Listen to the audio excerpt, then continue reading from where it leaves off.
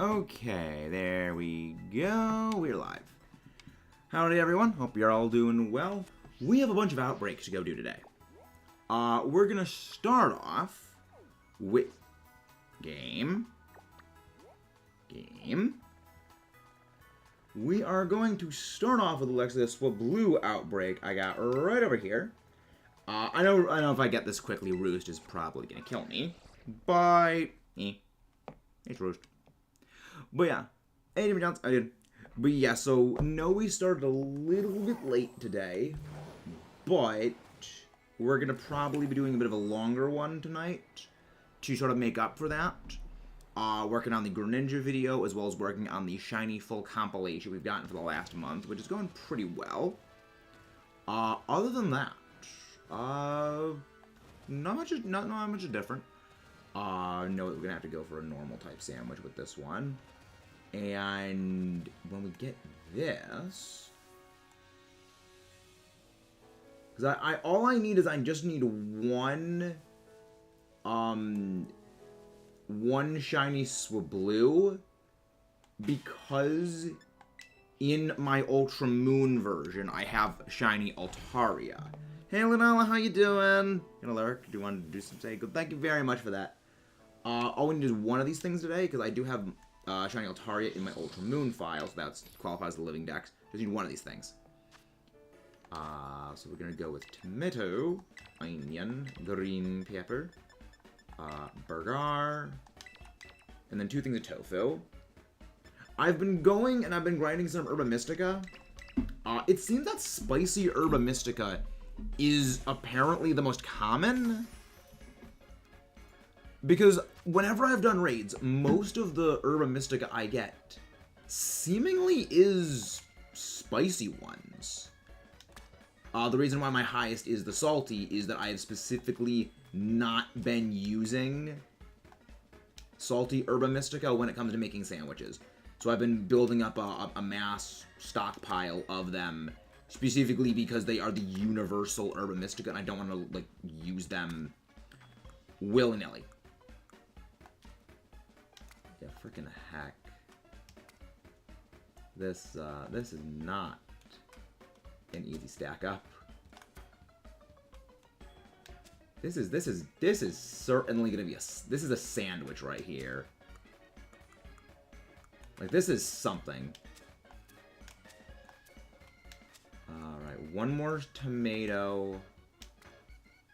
And then... No!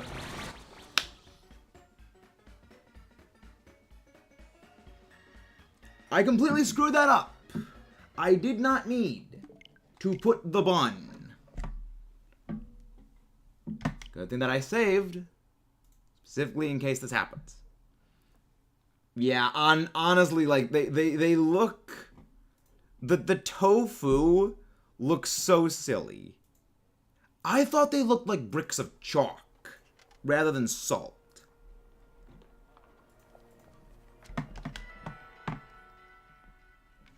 That's gonna be certainly a high benchmark to clear, Roast. Funny thing is, we were just talking about how much you're gonna kill me if I get this shiny Swablu quickly. But what is this worst idea you possibly have ever had? Because that's got to be a gem. He's been pretty good. Yes, I saw Jimmy. Nice work on the Charizard. Very nice. How you doing, Onion? Omar, can you please go grab Onion's link, please? Where Gordon Ramsay's when Shiny Living Dex and Pixelmon. I mean, I'm pretty sure people have done that. I'm pretty sure people have done something like that with Pixelmon before. It would just make sense, because like it's Pixelmon. People do crazy stuff in that game. Yeah, like, I mean, honestly, I'm kind of surprised I was able to stack up the whole sandwich ingredients that well, and I just flubbed it because I put the top of the bun on it. I did not need to put the top of the bun on it. Okay, so this is the area of the outbreak. Now, let's bring Iron Valiant back into the team. Because Iron Valiant is our false wipe user. There we go. Now, just in case I flub that sandwich again, we are saving. Picnic. I checked Reddit, nobody has done it yet. Plus they're adding in. Interesting. I'm kind of surprised that no one's done it yet. I mean, someone has probably done it, just not posted or something like that. Or they're in the process of doing it presently. Onion, pepper, burger, and then bricks of fricking chalk. The tofu honestly look like bricks of chalk.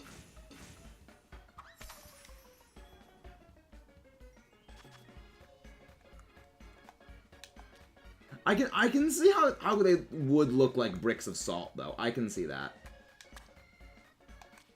Their hitboxes are like, pretty large. They got a pretty large, like, pretty much hitbox. Which makes stacking them kind of obnoxious. Okay. So... yeah, I'm not able to stack up 3 tomatoes across and 3 tofu bricks. So I need to go basically split them like that. Okay. And there we go, onion. 2. There we go. Get rid of the bread. And thing. There we go. Yes, please don't forget to leave a like and subscribe if you haven't done so already. Let's get looking for this little freaking thing. We have a bunch of stuff that we're going to be hunting for today. We have a bunch of stuff we're going to be hunting for tonight. But yeah. Remember to put the bread on the ground. Bread. I think I'd honestly just eat the other slice of bread, honestly. That's what I would do. I like bread.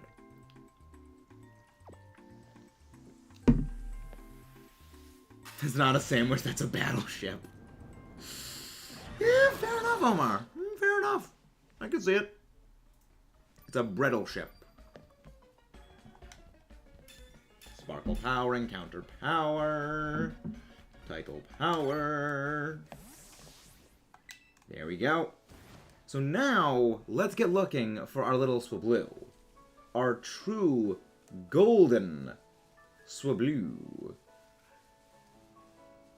Yes, Swablu will stick out pretty well. I know what it looks like. It's gold. So it shouldn't be too hard for us to locate. It shouldn't be too hard for us to locate. Which is good. But then we are going to be moving on to some other stuff and things later. Because we do have a number of things that I would like to be looking for tonight. But that also goes into my plans for other stuff. But yeah, I'm thinking potentially because of this weekend having a bit of a different thing we're going to be doing. Because I'm going to be doing a bit of a collab with a couple of people. Because it's going to be a shiny race. We're not going to be doing a battle stream. But the good thing is, it will give me a day to basically recharge my Urban Mystica stockpiles.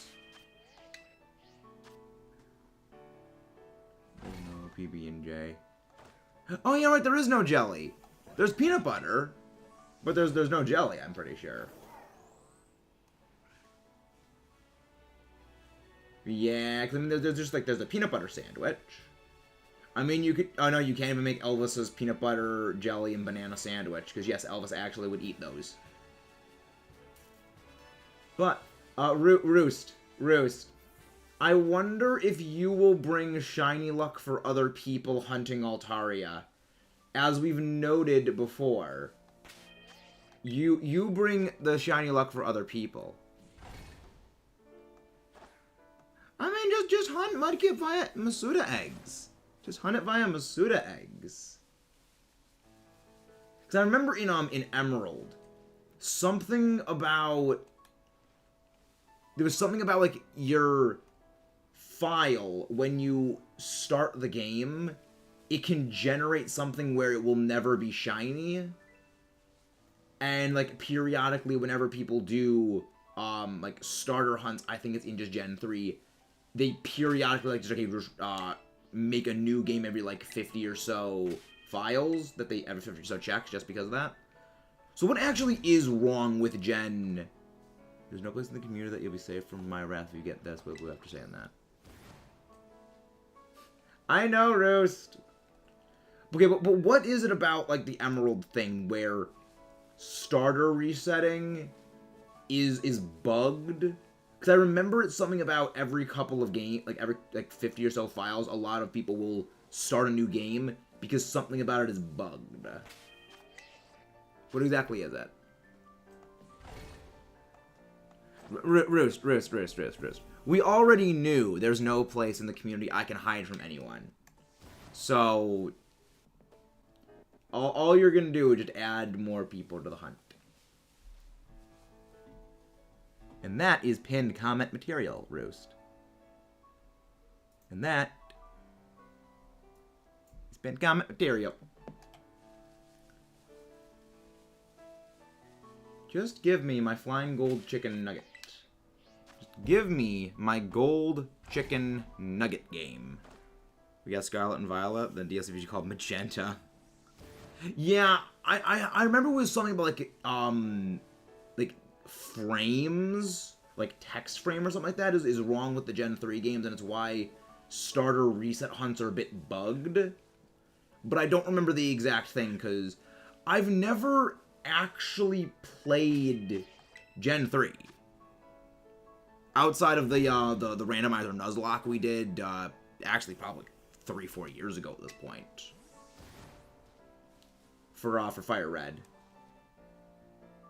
and I don't really consider that, you know, I don't really consider that like a playthrough of a thing because it's a randomized Nuzlocke I'm doing for the channel rather than like an actual straight through playthrough.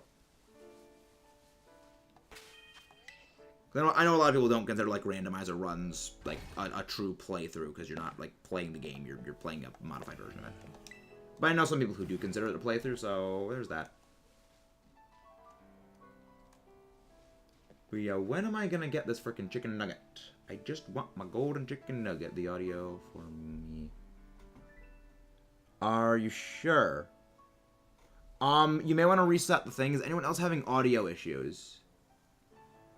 Is anyone else having audio issues, or... Because if there's audio issues, I guess like maybe refreshing the stream might work. How you doing, Scourge? How you doing? Computers have... I thought that computer just had fans to get rid of the heat. That didn't have like a heat sink. Because I remember there was like an Apple computer that had a heat sink. Okay. Because I looked at my audio settings, and my audio settings were all doing well. So I was thinking maybe it was probably something to do with the computer. But there's been times where OBS has gotten my audio settings messed up before, so I just like to make sure. Because you never know with technology. Never know when it comes to technology whether it actually works or not.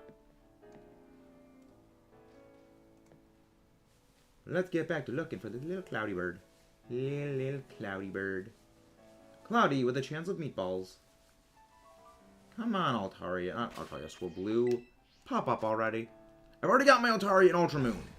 So I just needed one single Swablu. I did one little true blue yellow ball Swablu. The yellow little ball of stuff. And fluff.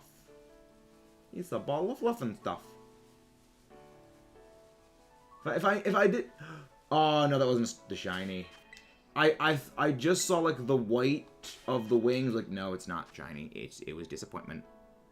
Full disappointment. But again, guys, please don't forget to leave a like and subscribe if you have not done so already. I'm thinking tonight we're probably gonna go to, like, 7:30, something like that. Try and make it a long stream, because I've got a couple good outbreaks I want to get today. And if I can... Because one of my outbreaks is a Slowbro outbreak. And if I can minimize the hassle of shiny hunting Slowpoke, I will take that out. Because Slowbro is much more visually different than Slowpoke. And the same thing for Slowking. And I would rather not need to Masuda hunt that. I got a Dragonair Outbreak, a Slowbro Outbreak, a Magikarp Outbreak, which I do need a shiny Magikarp.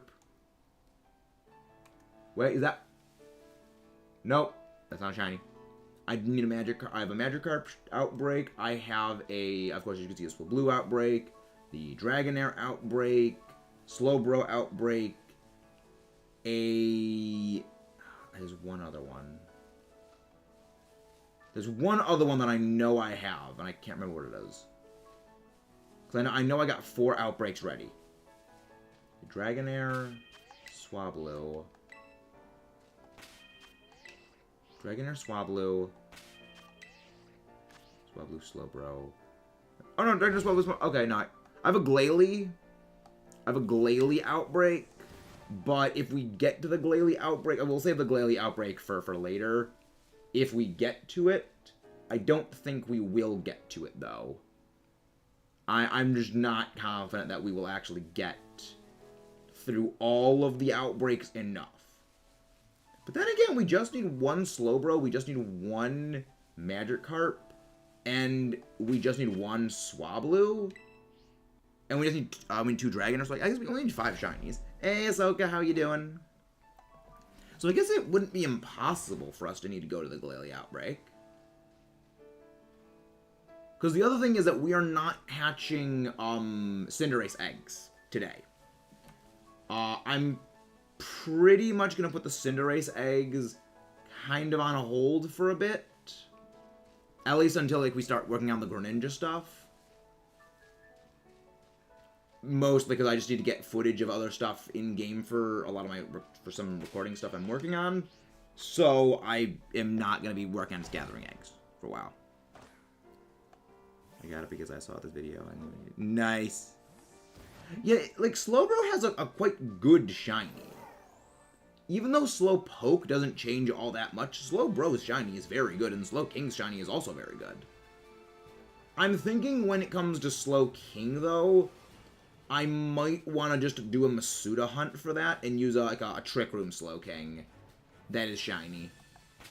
But that's, you know, that's future plans for stuff. That's future stuff plans.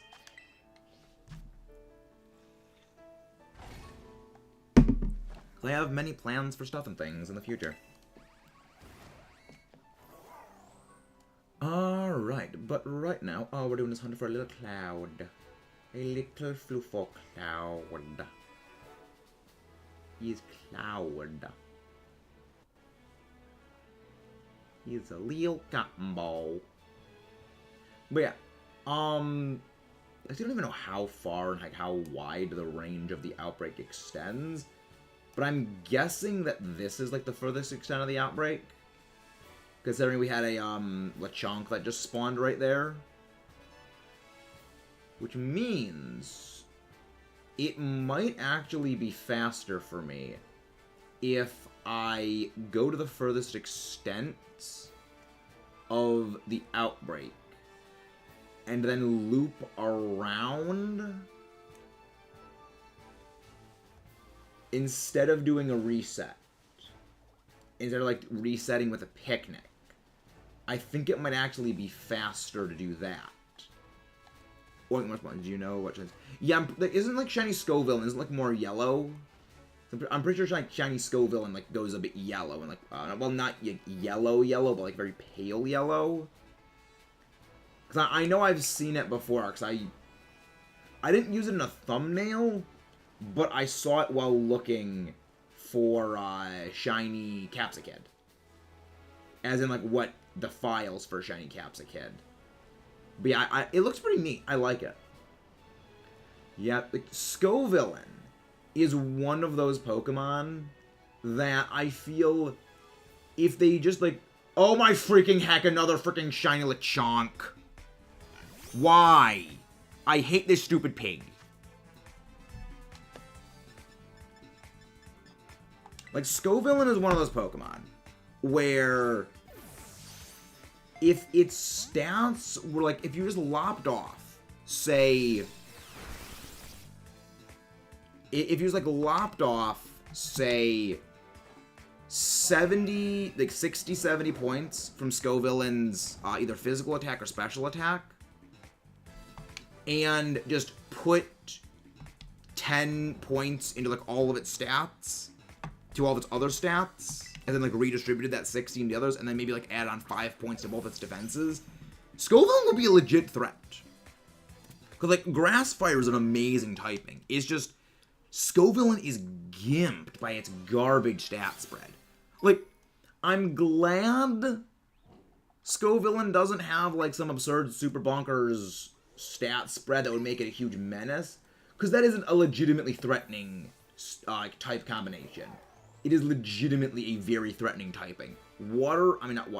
Grass and Fire, you never really realize how good they synergize with one another. At least in terms of like a defensive spectrum. But like, yeah, Scovillain, if it had just better stats, it would be a nightmare to deal with. If you could like somehow guard split, like higher defenses onto it, it would be a nightmare to deal with. I love it. Really, what was that hardest raid?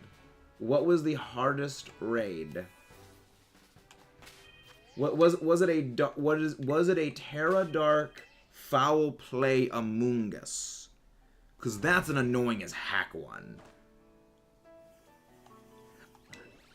Roost, I literally said I would pin that comment you made. I literally said that is pinned comment material, Roost.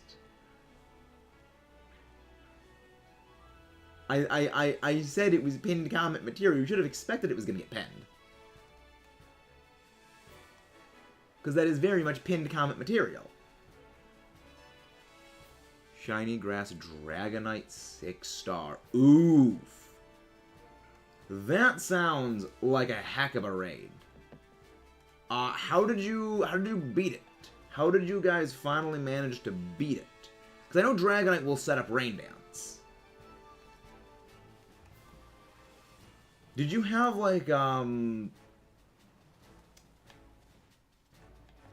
I guess, like Fairy types probably would be pretty good for that. I mean, not Azumarill, because if Azumarill gets blasted by a Terra Blast Grass, it's probably going to get toasted by a Dragonite. But how did you end up managing to defeat the Dragonite? I'm going to VTC with Cypress. You can't listen to it. Fair enough. Yes, I've had the Shiny Charm for a long time. Ahsoka, I've had the Shiny Charm for a while. Yeah, we got the Shiny Charm, I think it was like week 2 of the game being out. Like, it was like a week and a half to maybe 2 weeks before I got the Shiny Charm, and the reason why it was so slow was really due to I was playing both games simultaneously. So I'd have to play one. Okay, I'll put this down for a while. I'll play the other. And then just like alternating like that when it came to doing streams and doing like personal time playthrough. So it slowed down my progress with the decks. But I did eventually manage to fill the decks out in both games. Manually supported to keep lowering its... Like, yeah, that's honestly the best way of doing it. That is the best way of doing it. Most people do not realize how amazing support is when it comes to raids. Purely down to, if you have a support Pokemon, you can survive a lot better. One of my friends just traded me the other 2 starters. Because a lot of my friends and I, what we do is we all pick like a different starter. So that way, okay, we can just breed one and send a spare one to the others. And not really need to worry about coordinating stuff too heavily with other people. But yeah, it's a very, very good... Like, honestly, being able to play Pokemon games with people for the first time, it does very much make the whole experience a lot more amazing. You know, it very much makes a completely different experience, and I love it. But yeah, we like to help each other, like, fill out the decks very quickly, because we know we want to get into shiny hunting. And the other part is that if we help each other with a lot of other things, we also play a lot of competitive. So so every, hour we don't need to spend completing the decks is another hour we could spend helping each other with battle prep. It's kind of the way we look at it. I got Slowbro Mass Outbreak. Nice! I also have a Slowbro Mass Outbreak. I similarly have a Slowbro Mass Outbreak. I am glad... Actually, I just realized something. They don't have Slowking Outbreaks. I would need to shiny get the 0-speed Slowbro myself anyway if I wanted to get a 0-speed shiny Slowking. I just realized that I'm stupid. So I'll just need to get a 0-speed Slowbro, or... I mean, a 0-speed Ditto would honestly be probably the best way of doing things. But... Yeah, I'm a 0-speed Ditto to just get other stuff with 0-speed on it, reliably, but, I mean, can't always get that. I mean, the frickin' Pipe Dream is the 0-speed Masuda Ditto. But, like, getting that is a frickin' Pipe Dream. I would need someone who plays a different version, a game in another language to specifically hunt a 0-speed one. And, I mean, I don't want to ask someone to hunt something that obtuse when I'm only going to use it for very few Pokemon, and it's easier honestly to get a 0-speed version of other Pokemon and then just use that with the power items. And this is me rambling about competitive prep. Because I do like to competitively prepare my shinies. I don't like to just collect sparkles. I like to win with my sparkles. Big Knack. So the moves were Extreme Speed, Aqua Tail, Dragon Rush, and Light Screen, and Dragon Dance. Yeah, Dragonite's annoying. If you're ever doing Dragonite raids, I recommend having, like, an Indeedee, or just something that can set up Psychic Terrain. Or, well, Psychic Terrain is a bit better than Queenly Majesty or Armor Tail, because that will shut down priority. And shutting down priority eliminates a big threat that Dragonite poses, because Extreme Speed is just ridiculous. I mean, also, Dragonite is just a big threat in general. Like, did it have multi-scale, though? Was it multi-scale, or was it like an inner focus? Yeah, first was set up Reflect to minimize the physical attack. Yeah. Like, I do find it funny how people have been wanting, like, harder games, and, like, well, it's, like, more of a challenge when it came to the games. And then they added these, with, like, the 6-star raids, which are freaking nightmare fuel, because how hard they are. But it's like... The reason why I think it is most people don't like the 6-star raids is because you can't just strictly unga-bunga them with some big damage things in every case. You actually do need to play, like, quite smart about knowing the debuff, knowing how moves and stats interact with one another, and, like, really, you can't just unga-bunga the Pokemon to death. Yes, I know how to get an own tempo Rockruff. You can only get those during a specific 3-minute interval of in-game days. So basically, in-game days are 33 minutes long. In-game nights are 33 minutes long. And between the transition of day...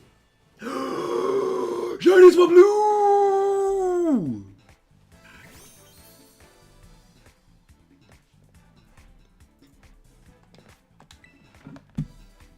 Hey Melon, how you doing? Yeah, the way that you get own tempo Rockruff is you need to between that very specific 3-minute interval find a Lycanroc static spawn, and that will be where a Lycanroc Dusk form is. If you breed the Dusk form Lycanroc, then you will get own tempo Rockruff. Also, if you need one, I have a Dusk form Lycanroc, so I can send you one if you need one. But yeah, that was the shiny we're looking for. First shiny we've been looking for down. Time to go looking for some just miscellaneous ones in the intervening time. Because there's a few shinies I would like to help try and gain around the world. He's making Grimmsnarl's Prankster's priority when setting up. Yeah, Grimmsnarl's Prankster's so good. Like, Prankster Grimmsnarl is legitimately, like, the best rates of... Like, Prankster Grimmsnarl is legitimately one of the best support Pokemon there is in the entire game. If you need a good support Pokemon, Prankster Grimmsnarl is your play. It's so good. Like 51 Pokemon to complete that X noise. Yeah, I can send you one off stream, Ahsoka, if you need. Well, we have 30 minutes left on... Well, not 30 minutes left. We have 7 minutes left on the sandwich. Let's go just wander around here and see if we can get any shinies. Because, yeah, I would like to possibly get a Deerling shiny, because it's a relatively annoying shiny to get. Because it's a normal type, and the shiny doesn't really... And the shiny, like, only the flower changes. But also, I don't want to get a shiny Oinkologne. So that could be annoying to get. I've already gotten multiple Lechonk family. So, yeah, that's the reason I was going to go to Glaciadio Mountain. Is if I went there, I'm pretty sure it would force exclusively the Deerling family. But I also thought I kind of would like to try and get Sylazar. But I think when it comes to Sylazar, I'll just go, like, Dragon Sandwiches around here. And then I'd probably just do that. Because if I remember correctly, Sylazar looks a lot different. Like, very, very noticeably so. So, it shouldn't be too hard for me to spot that when it comes time for me to see a shiny Sylazar. If we get one, I'm not expecting we will, but I'm just hoping. I'm just hoping we get something. That is not an Oinkologne. Something that is not an Oinkologne is what I'm hoping for. Yeah, I've heard looking for spring form is what people do when it comes to looking for shiny Deerling. I disagree. Because it's all pink. Meaning it is very easy to miss the fact that the flower is pink. Okay, Salazar, run underwater. Okay, Salazar, run underwater, you crazy dragon thing.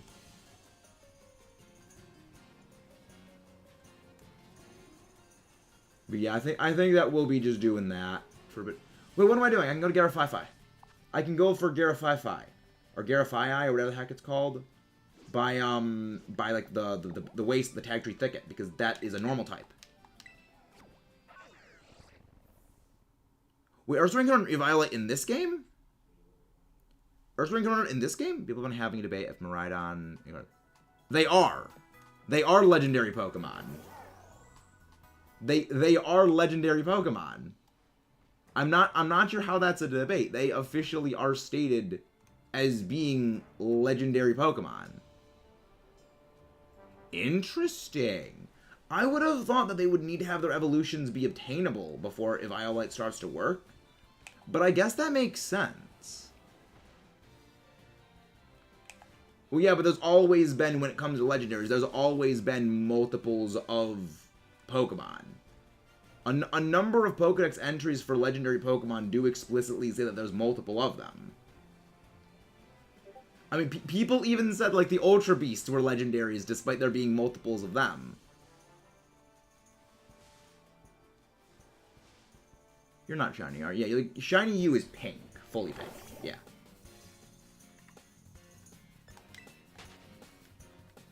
Yeah, that I could understand that being the reasoning for why, because it's technically a paradox form. But I'm pretty sure that, like, they have... Yeah, they've officially been classed as legendaries. They mean per game. I mean, you could still get multiple... You could still get multiple Ultra Beasts per game as well. You know, you could still get multiple Ultra Beasts per file. And people still refer to those as legendaries, even though they are officially their own separate subclass. They're not subclass of legendaries. They are their own distinct class of Pokemon. I mean, Pokemon that evolve and get... So Galleon, was that...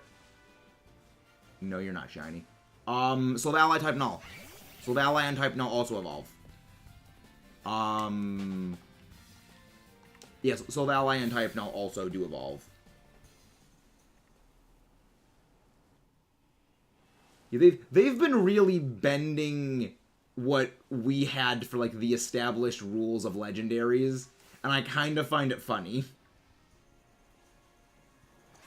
That is, like, the definition of legendaries has started to become warped as time goes on, even though there's the definition of legendaries isn't, like, a strictly specific thing. It's whatever the devs say are legendaries.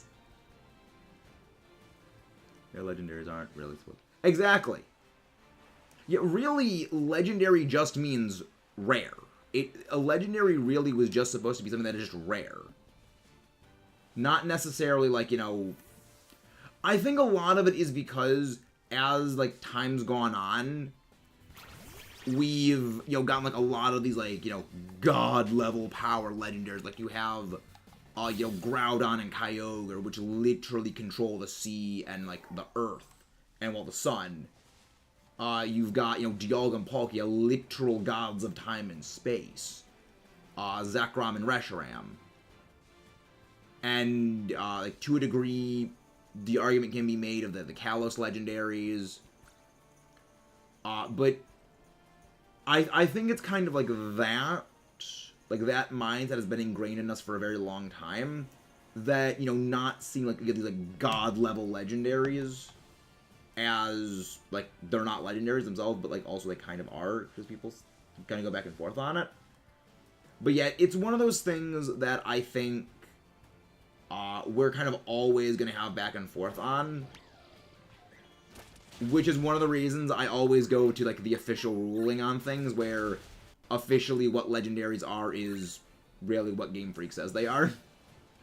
Because it doesn't matter really what, like, our own headcanon theorizing is on things is. In the end, Game Freak's word is law when it comes to things.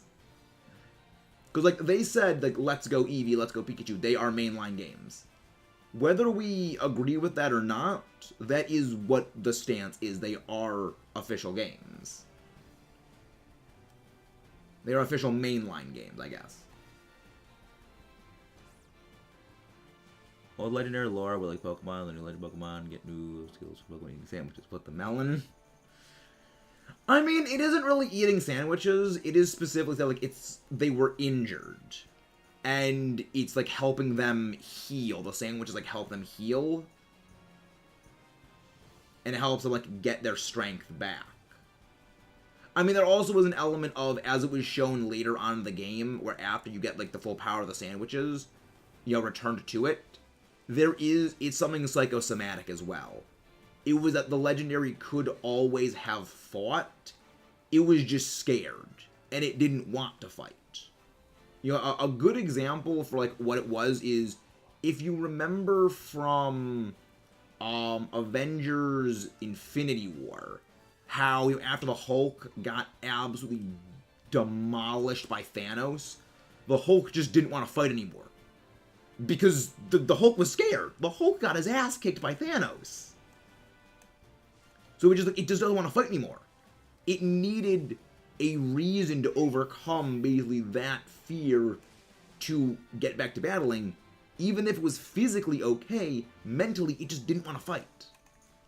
And that's more or less why it was that it just didn't fight later on. Because it was terrified. And I like that idea that, yeah, like, you help the dragon get back to full power, but it still is just too scared to fight. Okay, so that is our first sandwich down. We have acquired Shiny Swablu, which is good. Yeah, basically, I think most people think of them. Yeah, like that's exactly what it was. It was exactly they just did not want to fight because they were terrified of the other Miraidon and Koraidon. It's like they just did not want to go back there because they knew they got. I mean, it was a combination of like, well, they got their ass kicked, but also this person jumped in front of them to take the attack, who was their friend, and got killed. So it's probably like guilt as well that kind of keeps them from doing that, in addition to like, you got your ass kicked.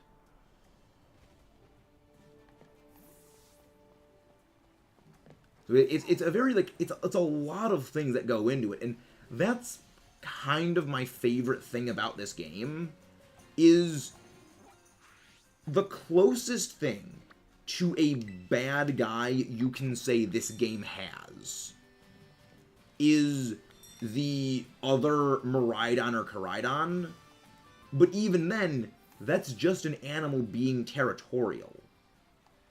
You know, that is just simply an animal being territorial. The same thing happens to, like, not the totem Pokemon, the Titans. Like, yes, they're giant, monstrous versions of Pokemon, but all they're doing is protecting that little snack leaf. They're just territorial. Even the, like, the Team Star Grunts, they're not bad people. They're just misguided kids that were bullied. There's really no bad guy in the entire game. If anything, the bad guy of the game is more or less everyone's own inner demons and overcoming that.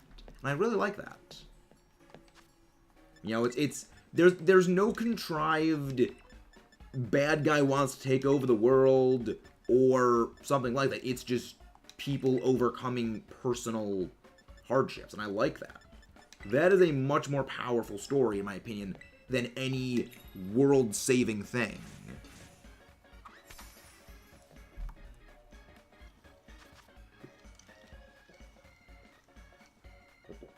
We met the Pokemon that got 2 Ubers because of Bulk Up and Rage Fist. Yeah, Annihilate scares me. Annihilate scares me when it comes to doubles, because it can conceivably run 2 very good sets. It can run either the, you know, Bulk Up Defiant set that goes Terra Fire, or it can run the Scarf freaking Final Gambit. And I hate the fact that it can get Final Gambit. Because Annihilate has a lot of HP. You wouldn't think something that evolved from something that is as glass as Primeape would have a sizable HP step. Like, freaking Final Gambit Annihilate is a big play in doubles, because it can just basically spot remove something. Because you're not running Annihilate for damage, so you can tech it full into HP and full into speed, and basically just absolutely annihilate everything, and I hate it. By the way, good question. Who is more competitive lately, Bishop or King Gambit? I mean, I play doubles, and I've been seeing more Bisharp than King Gambit, but mostly that's because it's a bulky Sucker Punch user. Yeah, but the thing is, exactly, it makes the game a 3v3, but the thing is, the Annihilate's play in doing that is, its goal is to remove a more valuable member of your team. Basically, it's... The Annihilate's goal in Final Gambiting is, however good however good the Annihilate is for your team, the Final Gambit aims to remove something of equal or greater value to the opposing team. And that's why it is so annoying. Because it can remove things that are far more valuable. You know, like, people will use it to, to spot remove something like Eviolite Murkrow, because Murkrow is tacked into, like, maximum bulk with the Violite to basically just be obnoxious. But you use, like, Final Gambit on an Eviolite Murkrow, well, Murkrow's annoying to deal with normally. But now, you just don't have to deal with it, and that's their main tech user. which is, in a lot of people would say, that is a good trade-off. That's the exact reason it's used. And I really hate it, but I respect the play.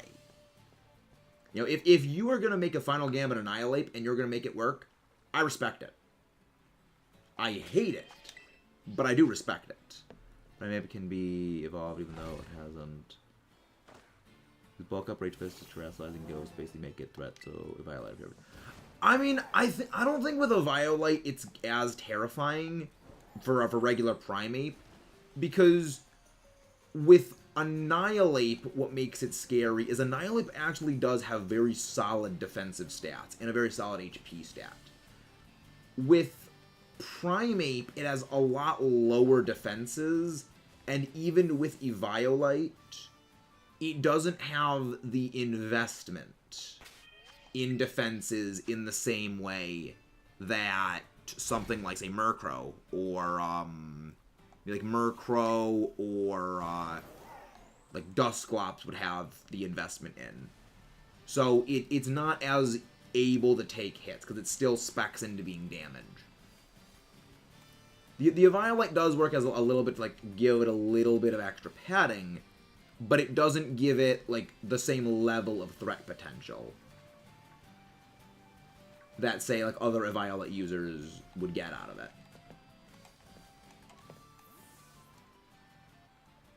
For a second, I thought that Weasel was a shiny Magikarp. Oh, the move last results. Yes, last respects is what got Greavard banned. Not Greavard, Houndstone. Which, honestly, I feel like if you're relying on Houndstone to last respects the enemy team into oblivion, I feel like that shouldn't get it banned. Because if you are deliberately knocking out your own team to allow it to take over and just, like, sweep, I think that justifies it being allowed in. Because if your play is essentially sacking off your team or, like, allowing your team to be KO'd, then the other person is I mean, they're not going to be basically throwing away easy KOs. They're going to still play, but it's only at its full power when you are on your last Pokemon. Which means, likely the opponent does have an advantage, and, like, Sucker Punch kills it. Dark type is immune. You mean Ghost types are immune to normal? Yeah, I've heard that they go into Terra Normal to, like, defeat Ghost types. But even then, it's like you're sacking your Terrastalize on something else for a late game, relatively gimmick play. I feel like that shouldn't get it, like, banned. I think it's more like panic banning because they just don't like going up against it, which historically has happened when it comes to Pokemon. Like, things have gotten, like, panic banned or just banned because people just find it annoying to go up against, not necessarily because it's good. Which is one of the reasons I do prefer doubles, VGC rules over Smogon, because its blanket bans, blanket allows. Yes, Dark has been shaped of the sense without Dark type. Brave Dog is less effective. Exactly. Houndstone really isn't that good. It's just because of last respects. And even then, it's like, it just goes down pretty easily.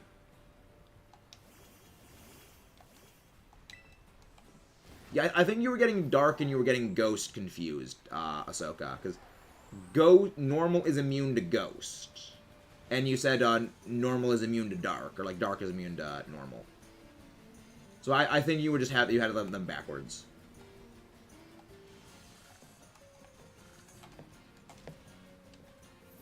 Women's bands are equivalent of Sword Slice. Exactly. It's essentially things that are being removed. The other thing is that their usage cap, it was an arbitrary number. Yes, they say, well, when things exceed this usage percentage, then they, basically discuss banning them. The thing is, that cap on percentage was arbitrarily picked. there's nothing, concrete about this is what percentage things are good at. It's just that's the percentage they consider to be too good at. And in the end, it does come down to people voting on it, which I generally think that the people who make the rules of a game format that those people also actively play in is a little sketchy. Because something could be, good, but it could not be, like, the super, super greatest thing, but it could be the way that, like, they like to play, or Pokemon that they like, so they would probably push to get it banned because they want to use their stuff. Which is one of the things about Smogon I find a little sketchy, is when you have people who are actively playing a format and they're making the rules for it, you can't really trust them. At least that's my 10 cents. That's my 2 cents. That's why I prefer VGC's, like, blanket rules, because it blanket bans certain specific things, not for reasons other than, like, these things are banned because this whole class of things is banned. Also, Gravehound got blessed with Pokemon like Weavile, no one learning knockoff. I mean, the reason why they removed knockoff, Alexander. I mean, the reason they removed knockoff is it was just an obnoxious move. It gave Pokemon far too much tech, and it limited really the availability and viability of other Pokemon. By much more selectively distributing something like knockoff, it does allow other Pokemon to shine in ways they never could have been able to. Because if you had something like, say, Weavile learning knockoff, and, like, everything else also learns knockoff, well, there's no reason to run these other things. But then if you get something that's, like, a relatively niche option, but it also gets knockoff, that would instantly boost the viability of it if nothing else gets knockoff. Because item removal is very valuable utility. Which is why I think that it's a good thing to remove something like knockoff from general availability, because it just made things just far too obnoxious. It did so much damage and offered so much general utility.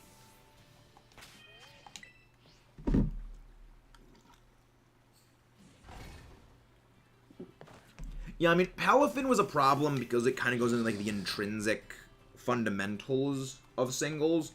In singles, the value and the cost of a switch is non-existent.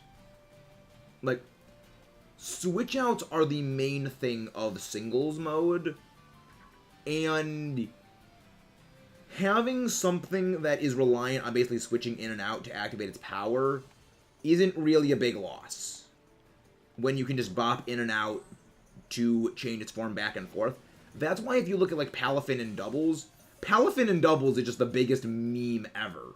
It's so terrible. Because the cost of a switch in doubles is huge.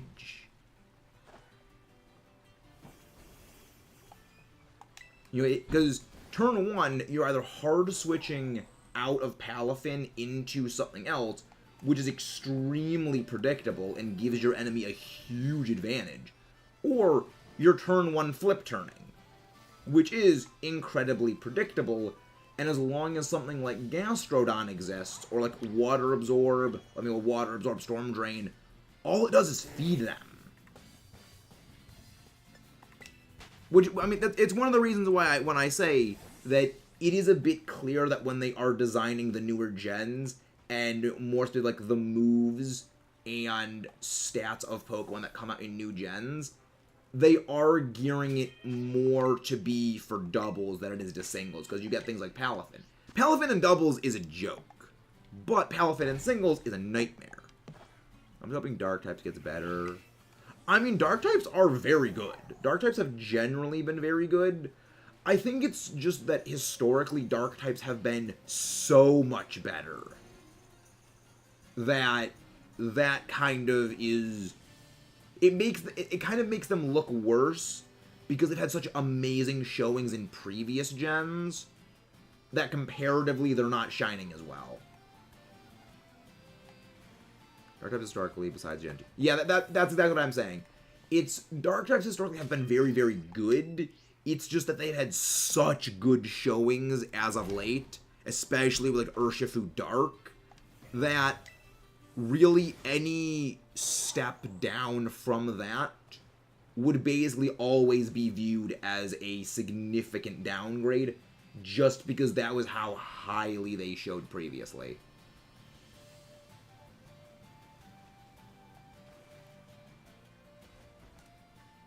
Actually, I think that I already have a shiny Magikarp in Pokemon Legends, so I might actually want to go check that later. We'll finish the sandwich, and I'll go check to see if I have one in Legends later. Because if I already have this, I don't want to go like hunt for it and like waste time. I knew Dark was introduced wasn't even that good, even when I said they were literally Legends. I mean, not really. I mean, the main issue that Dark type suffered from back in Gen 2 was just bad moves. It was Dark moves back in Gen 2 were pathetically weak. And something like that, I mean, you can have an amazing resistance profile, you can have an amazing offensive stat spread. The problem is, if you don't have good moves, you're going to flop. And that's kind of what happened with Gen 2 Dark types. Because the strongest move that Dark types had back in Gen 2, I think it was like Tyranitar Black Glass's Pursuit. And that was kind of a joke. Yeah, there was a hindsight stuff. Yeah. It was relatively, like, true, but there was physical Dark types. The Rely on Night Slash, which is not bad. High Crit, not Sam. Change Crunch. Yeah. Yeah. But even though, like, Night Slash is still... I mean, they have also, like, Lash Out now. You know, Lash Out's, like, a bit of a good intermediate ground between them. It's a 75 base power move. I think that they've done good for Dark types. You know, Dark types have generally done very well. Yeah, it actually kind of reminds me of a conversation my friend and I had a few weeks ago about Tyranitar and why it is, like, even though the Dark types have been good.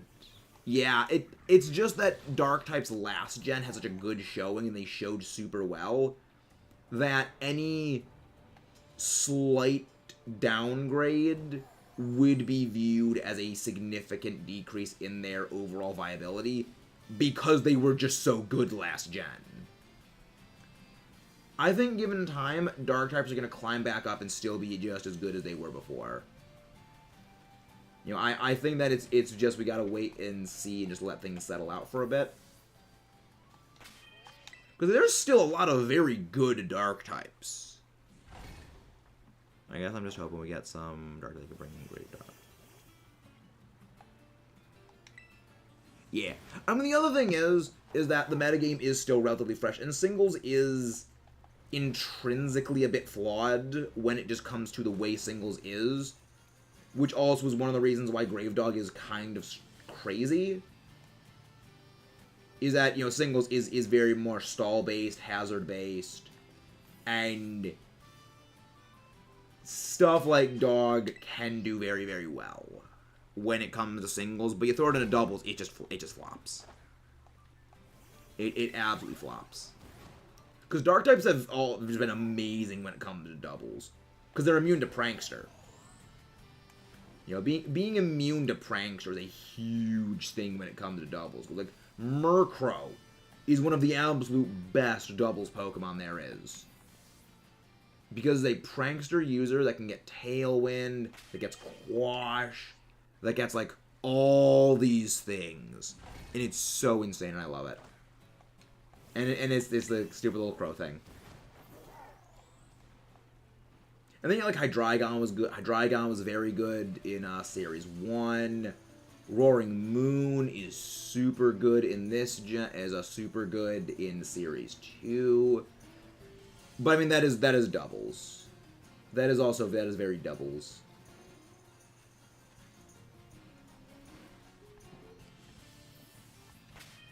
You just Smogon's tournaments were allowed to do this. Yeah. That is the main thing, is that the Smogon is built in 6v6, which the game is not really meant to be played in. Like, the closest thing to an official rule set for Singles is 3v3. And when you consider the games in that 3v3 style, how you doing, Caleb? When you consider the game in that 3v3 style rather than the 6v6 full battle that Smogon has, it completely changes the dynamics of what's good. It completely changes everything. Yeah, the game was never supposed to be. Yeah, I mean, I get why people love to do 6v6 battles. I understand why people love it. We love to use our full team. But the games are not meant to be played in that way of everything always has its best backup. It is meant to be played more in you need to see what your opponent brings, evaluate it, react to it, and bring what you think will match up best. Not just, okay, well, pick your lead. Now, it goes a bit into some of the fundamental flaws that exist with the way Smogon is made.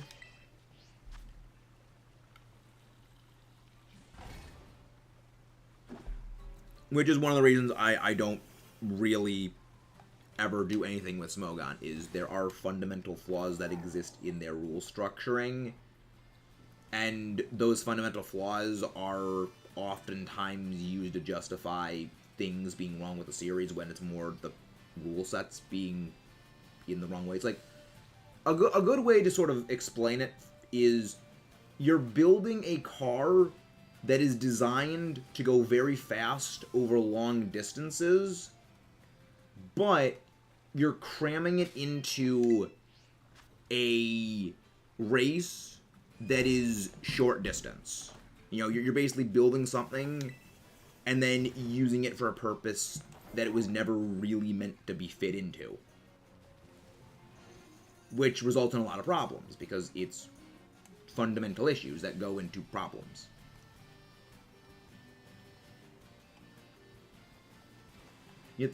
I definitely think that early on in the series, you know, say like Gen 2, Gen 3, Gen 4, you know, a bit into Gen 4, because Gen 4 is when they first introduced VGC, that it definitely was more designed for 6v6. But then as, like, Gen 5 came out, like, they started to make it more for doubles and non-full battles. As most of Smogon tiering is mostly Showdown, however, I feel like tiering system needs more of a change because Infam could have been great low tier, but lots of good using you gave it a problem. I mean, I think that, again, it's like it's fundamental flaws that exist within the system of the Smogon's grading. Because one thing about Smogon with using Showdown as its data collection is when you have a battle simulator like Showdown, anyone can make any team like that. It's one of the reasons why if you go on to something like Series 2 VGC ladder on Showdown, and then you go on to, like, Battle Stadium in the game, you will notice the team compositions are massively different. The reason why is when you do, when you do, Battle Stadium stuff, you had to go through the process of building your entire team. You had to sink a lot of time into constructing that team. Whereas with Showdown, and it's a simulator, you can just punch in, whatever you want, and there's really no time lost for that. Whereas building a team in-game can take, hours. And it allows people to basically make, like, a meme team, or things that are maybe not as solid, and kind of just screw around with. Or, like, just use their favorites, because going out and building that stuff in the actual game would just take far too long. Which is one of the reasons why there are fundamental issues that do kind of need to be addressed, but I don't think they ever will. Because it would basically mean, like, a top-to-bottom complete overhaul of the way Smogon exists. They would basically need to start from scratch. Which, because it was at first, like, a fan-made thing for, like, fan rules, and it was never really meant to be what it is today, I don't think that that overhaul is ever going to happen, because it's just what it would take and what it has built itself into being are completely incompatible. And then Smogon created, like... Yeah, like Smogon was created back early on, and it was created as like a fan rule set. Yeah, it was created for like, you know, fan tournaments and stuff as like a general thing to help people. But when you consider like long term, it turned into this massive juggernaut of a thing that was far beyond what it was originally designed to be as. And sort of reconciling that with a necessary structural overhaul is completely incompatible. Because, I mean, another part is that it would kind of admit that they kind of were scoring and rating stuff in a bad way, which would kind of call into question their entire, like, credibility as basically a rating system. Which essentially would mean that they can't ever say they would need to make a top-to-bottom overhaul. It's kind of one of these interesting things.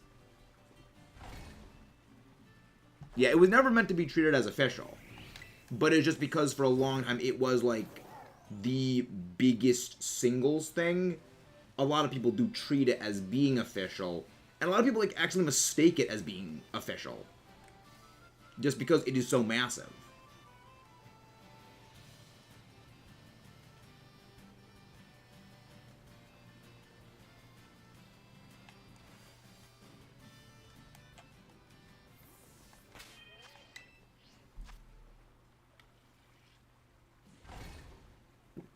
Remember the days when it... Yeah, like, they used to be very small. The system either needs a new way to get info usage, doesn't always mean how good they are, it also means... Yeah. Because, like, this is the other thing, well, because the other thing is a lot of their cutoffs are relatively arbitrary numbers. You know, like, when they say, you know, this thing is, like, above the usage percentage, well, the usage percentage for them to consider something ban-worthy was an arbitrary number. There was nothing definitive about that number that makes something overpowered or something. It's just an arbitrary number. Because if, say, the usage is 75%, well, 75% is the same, more or less, as 74%, which is the same as 76%. And it's all relatively similar. If something is used, you know, 76% of the time, but something else is used 75% of the time, the difference is almost completely negligible. And something like that is not taken into account by a simple arbitrary cutoff point.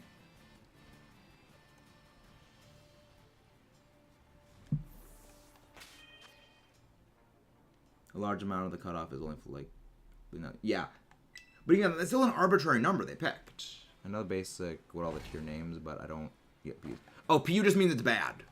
PU isn't meant to be an abbreviation. It's just meant to be, like, it's a pun. You know, PU, it stinks, is essentially what PU means. That's literally all it is.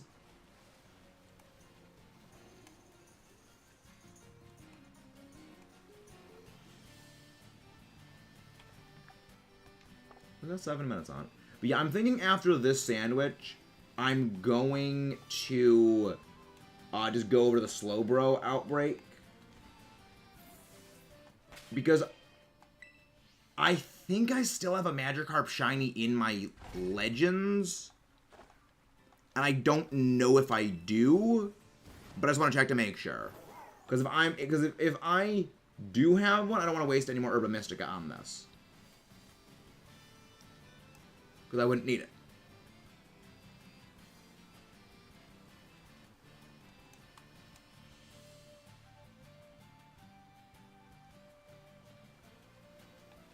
Nope. No shinies. I don't think the system is going to be how good they are, how much is recommended. Don't do it.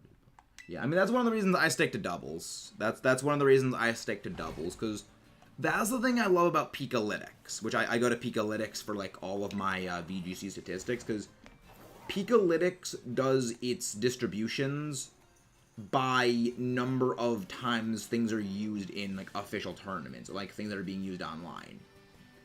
And it shows, okay, this is the percentage, like, this is the usage percentage of, like, this Pokemon, and this is the percentage of them that are running this move, this move, this move, this move, this move, this Terra type, this item, this ability. Like, it gives exact readouts of exactly how things are being played.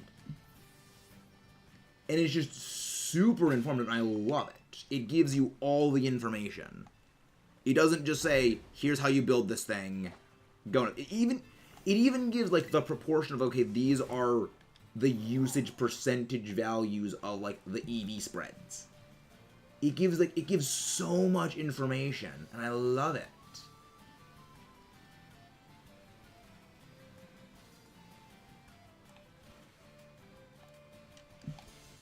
It very much helps me with, like, building my teams, because it doesn't like, oh, you know, this is just heavily used. Like, okay, well, how much is it being used? Because I remember going on Peakalytics, like, this was back in the days of Sword and Shield, and I remember seeing Zacian. This was a Zacian legal format, and it was Zacian was the second most used Pokemon in the format. At like 70, I think it was like 70-something percentage of all teams were running Zacian. But Zacian was only the second most used Pokemon in the format. The number one most used was Incineroar, and it was like in the 80s for its usage percentage. And I'm just like, wow.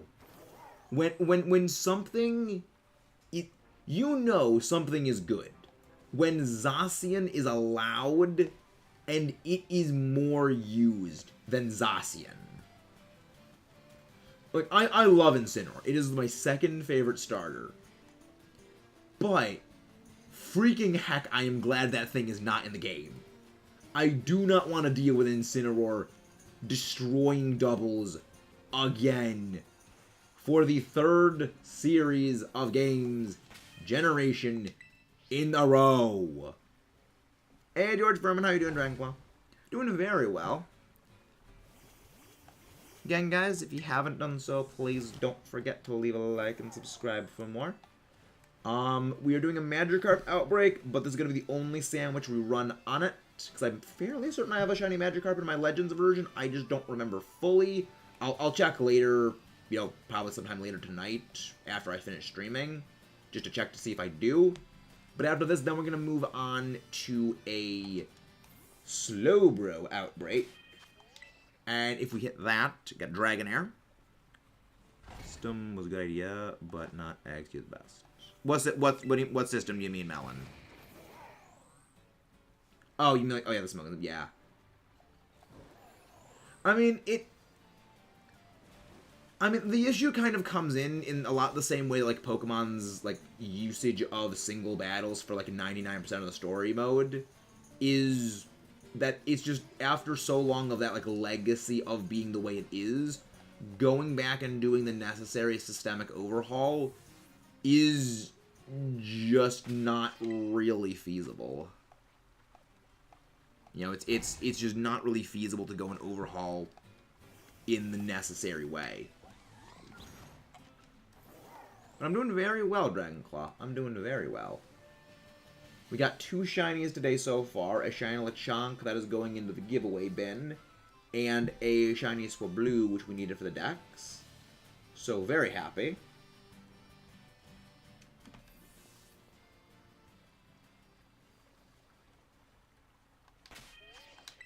Picnic. Picnic.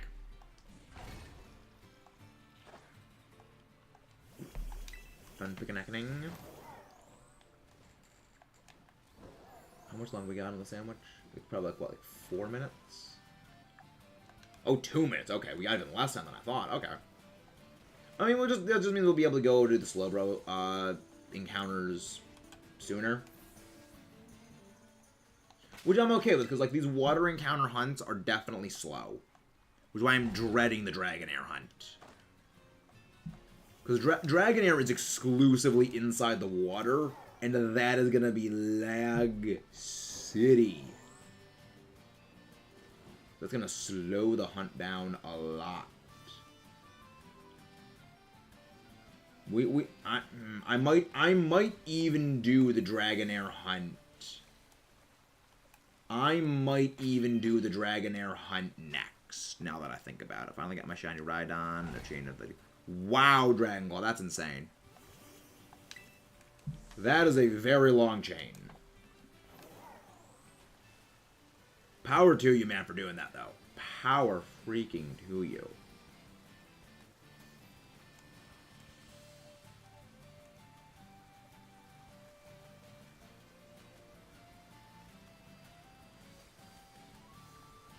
Rain. The rain only makes the game move a little slower.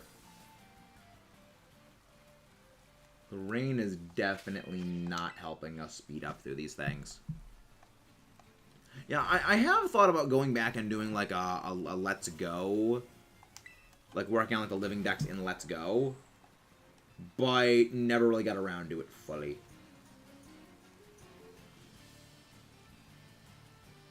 So I know I have a Drowsy shiny. So I need to get like a Drowsy or a Hypno.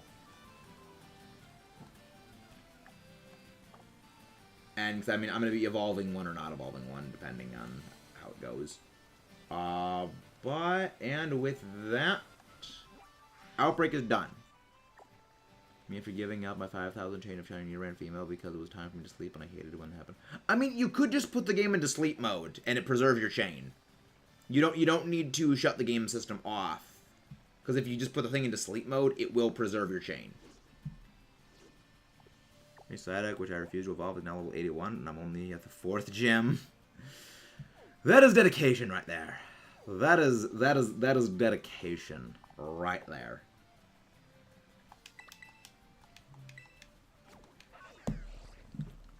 But yeah, so now we're gonna make a dragon sandwich.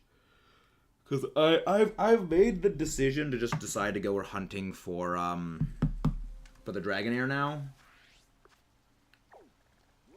Because the Dragonair will be slowest. The Dragonair will be likely our slowest hunt.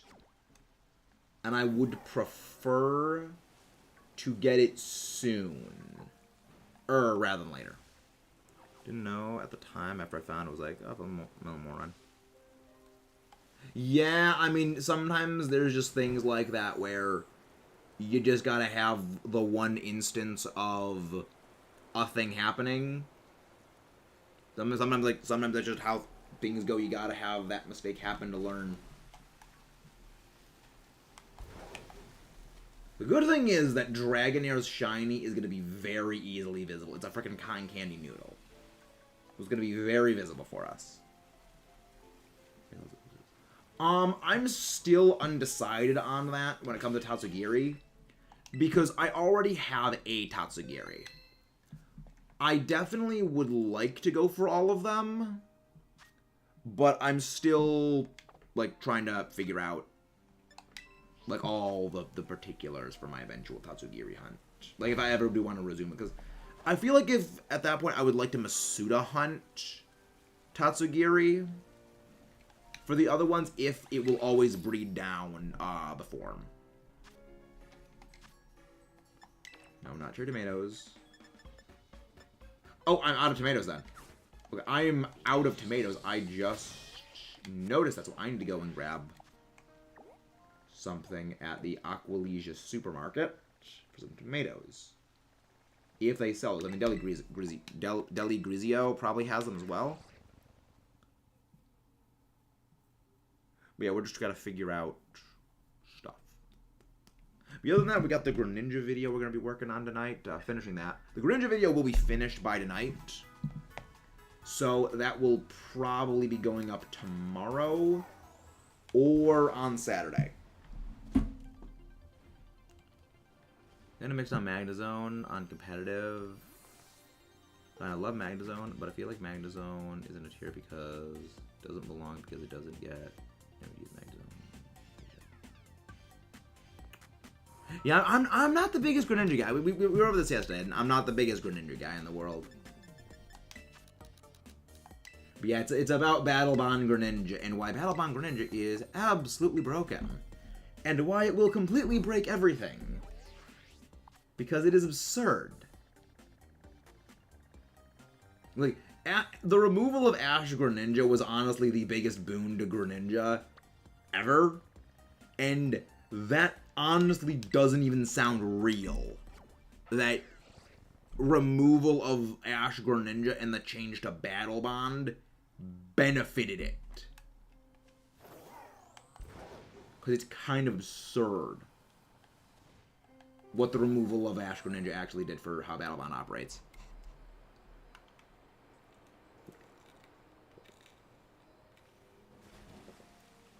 But yeah, the change to things like Contrary make me wonder, are they going to change the way that something like Beast Boost works? Because like that made me wonder when I saw that, how they changed Contrary, how they changed like Protean. Are they gonna change Beast Boost into Beast Boost with like only activate once? You know, maybe like once per send in, or like once per switch in.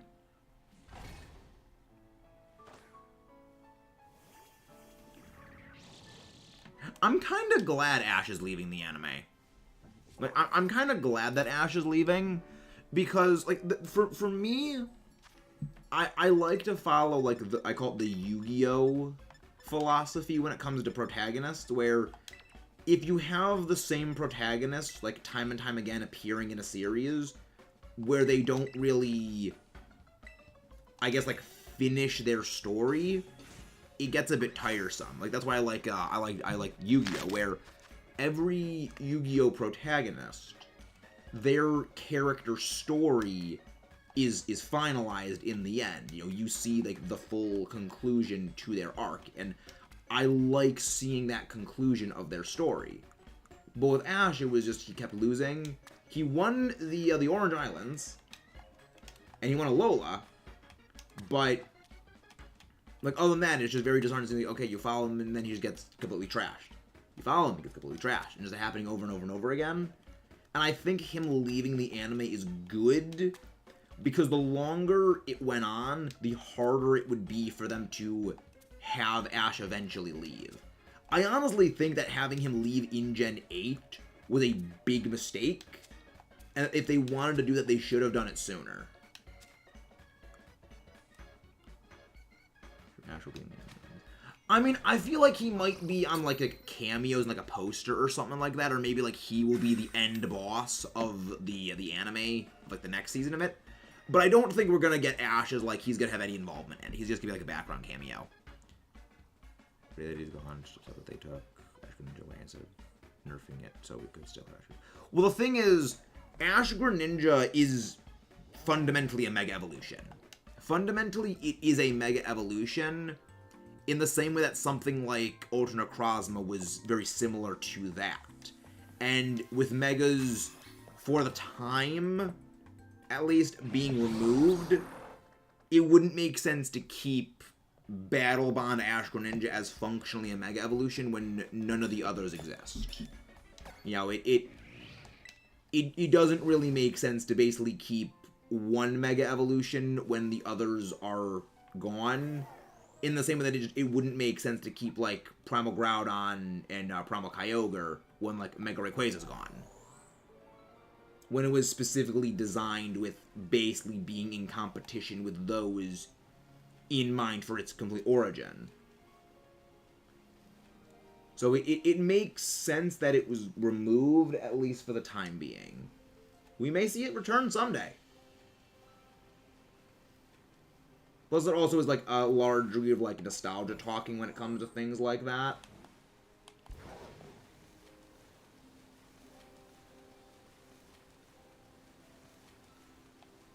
Which also can be a little problematic for like changes to a series.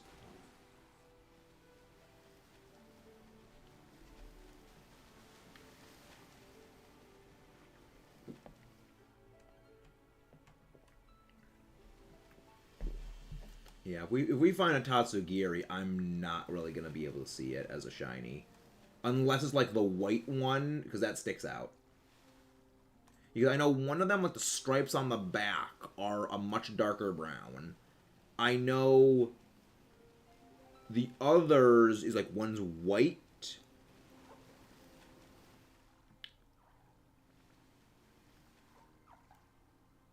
But yeah, like I don't remember all. I have the one where like the stripes are like gold. It was a very that 1008 Pokemon video was really awesome. It does go to show how massive the series has actually become. That yeah, there are now over 1,000 individual Pokemon. Yeah, that the pink one's shiny, I think I'd definitely be able to notice. I don't think I would be able to notice the others. Topical about something pink when we're hunting the pink cotton candy noodle. Yeah, normally, Dragonair is blue spaghetti. But right now, we are hunting for the cotton candy noodle.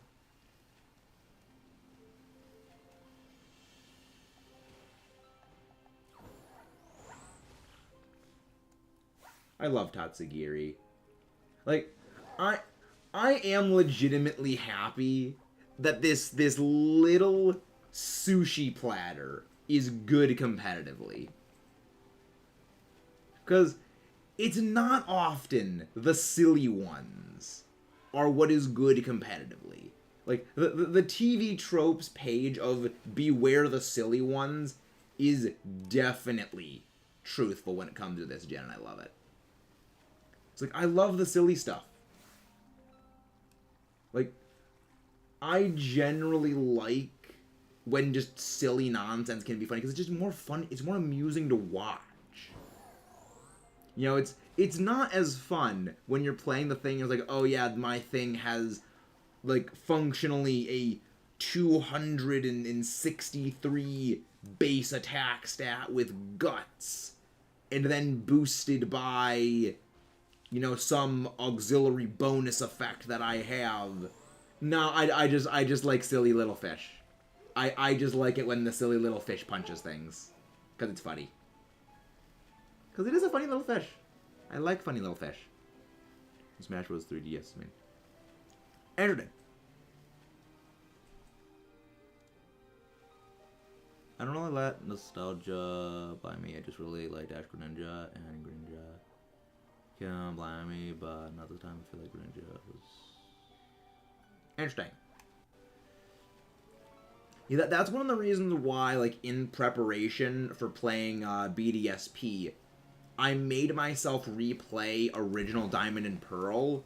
So that way it was like, okay, even if I play this game, I'm not going to allow nostalgia goggles to bother me. I am going to force myself to play this game, look at every single flaw that Diamond and Pearl has, and compare that to what BDSP does.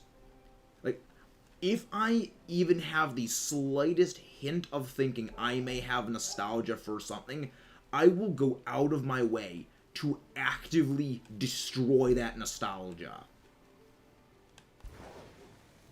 Specifically to give myself an objective point of view. Is it healthy to do that? Probably not. But it is what I feel is the best thing to do. Because you cannot be analytical on something if you have something like nostalgia goggling you. You need to be able to strip away that and look at the fundamental flaws of something to be able to adequately assess it. No joke, you play Pokemon Diamond, you can only pick one fire type for your team. What do you pick? The thing is, for as much as people kind of rag on Flint for that, I actually really prefer that team composition than any other Elite Four team. Because I like it when they aren't just monotypes. When Elite Fours and Gym Leaders are just pure monotypes, I get bored. Because it's so easy to body them. But when you have something like that, it's like, you can do a lot of interesting things with that team. Which is really what battling is honestly more like than just pure monotypes. Who's back then? What form is your favorite form of entity?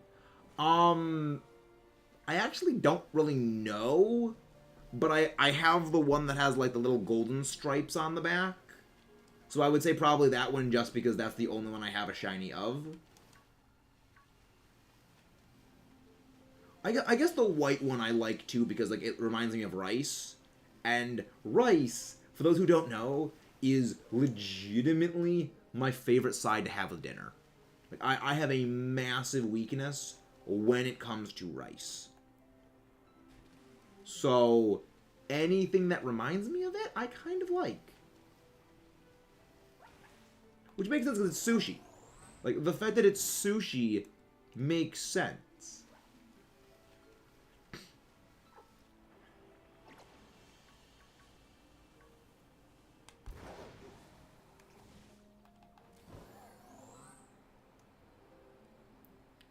Yeah, I think that they all have, like, good forms. I think that they're all quite good.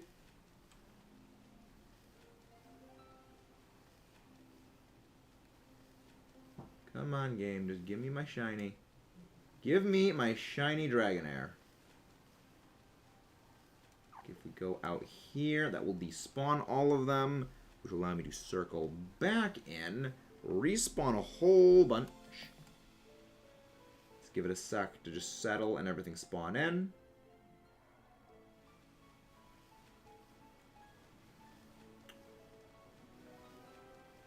Okay, we're not seeing any pink. No pink cotton candy noodle. Alright, so we'll just go over here. We'll despawn everything. Little paper form, the shiny knot is the droopy form, which is the pink one. The droopy, okay, right. Like, I just like it. The other thing is that I do like how when it comes to competitive, they all do have different functions. Because the different forms give Dondozo a different buff when it uses Order Up. So each of them does actually have a different playstyle, so there actually is a legitimate reason to use the different forms. Like, I like that. Like, yeah, they're all, like, similar. They all are, like, the same Pokemon, but they all play differently. And I like that. It gives them multiple dimensional play. Multi-dimensional play. But again, they're just silly. I like it. I like my silly fish. I like my silly little fish. It amuses me. Which, in the end, I think is the most important thing for Pokemon to do. Is to just be amusing.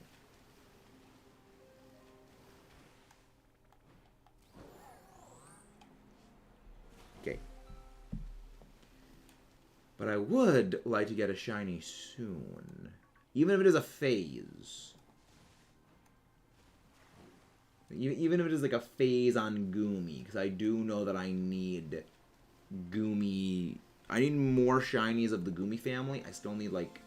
I need Sliggoo and Goodra. And then I still need to go hunt for them in Legends. Because I do need to get Hisuian Goodra and Hisuian Sliggoo.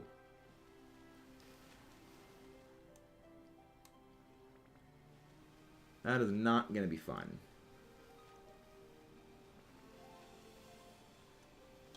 But I need to at some point actually finish Legends. Because yeah, I still haven't finished Legends. Hey William, how are you doing?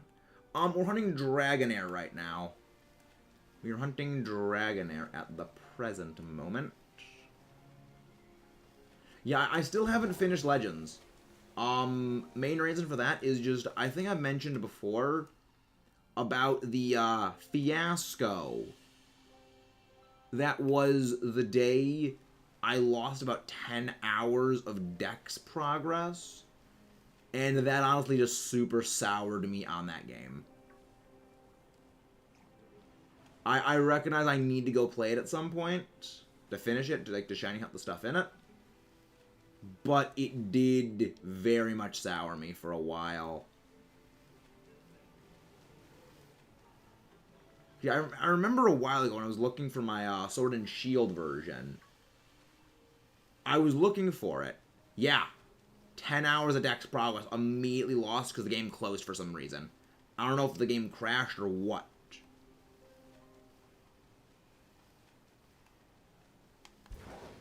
And that happened.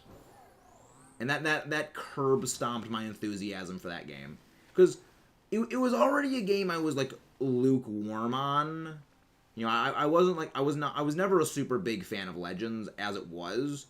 And that happening really didn't do any favors for that game's reputation, in my opinion. I love the whole gimmick with jumping into Dozo's mouth.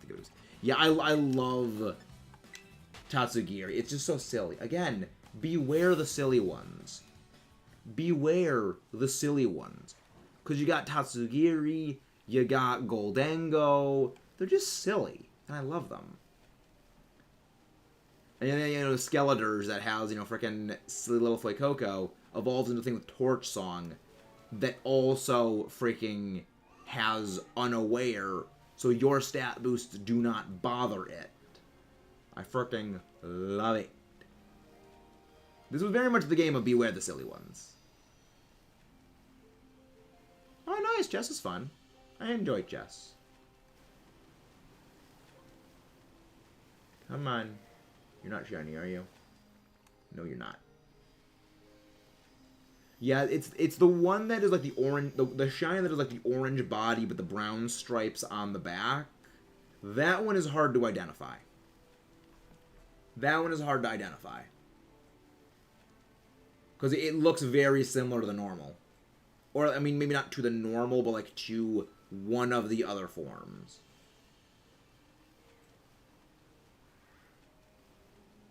But I'm not seeing my cotton candy noodle. But I am not seeing my cotton candy noodle. All I want is my cotton candy noodle. All I want is my cotton candy noodle. But we'll have to settle for something else. I mean, that's the good thing is that I can just reset the thing, soft reset, to get my Herba Mystica back. If we don't get any shinies.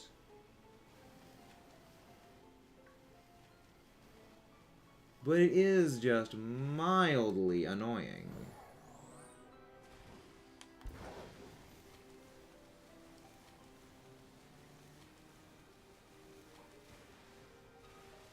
Why did it freaking turn around right there? I didn't make the joystick turn around. But anyway, let's go back into the Outbreak. Let everything respawn back in.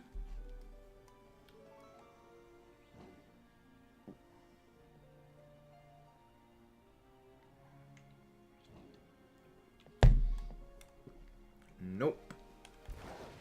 I don't see any sparkles. Because if we go into the water, inner machinations of Fuecoco's.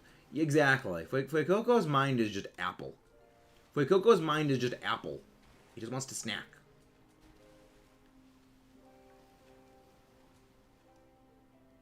Fuecoco is a precious bean, and we love it. Like, I saw Fuecoco like, this is my starter. I don't care what the others are. This is my starter. Fuecoco is perfection. He's just a happy little pepper croco. He's adorable. And then it just so happens it turns into like an absolute snowballing monster that just breathes fire by yelling at enemies. It's like, it is the most perfect Pokemon for someone like me. It gets rid of enemies by yelling at them loud enough. I love it. Oh, I think Scarlet is the most challenging Pokemon game to recognize Pokemon. I agree. I agree with you on Yoda. Because a number of shinies do look very, very similar. As well as Pokemon are just tiny in general. Whereas the other games, like, you did need to, you just encountered them and then it was sparkled or not. This is like, you don't get a notification of shininess. And I do think them removing, like, the sparkle sound effect and the sparkle animation around shinies, I think that was definitely an overcorrection they made because of how much people exploited that when it came to Legends. Because, like, shiny hunting in Legends, let's not kid ourselves. It is us climbing onto the top of a mountain with Sneasler, hopping on Hisuian Braviary, and just flying circles around the entire map. That is all it is. And I think with this, they wanted to very much change it. But how are you doing, casual? One of the mods do exclamation point Chico, please. Yeah, I think it was that they wanted to address that problem, which I get why they wanted to do it, and I think that it definitely was a good thing that they wanted to pretty much discourage, like, that, because at that point, people aren't actually playing the game. They're just flying around in circles waiting for a sound effect to go off, and if it doesn't, okay, they reset the thing, go to a different town, and then just reset everything. You know, you're not really playing the game at that point, you're just gaming the system.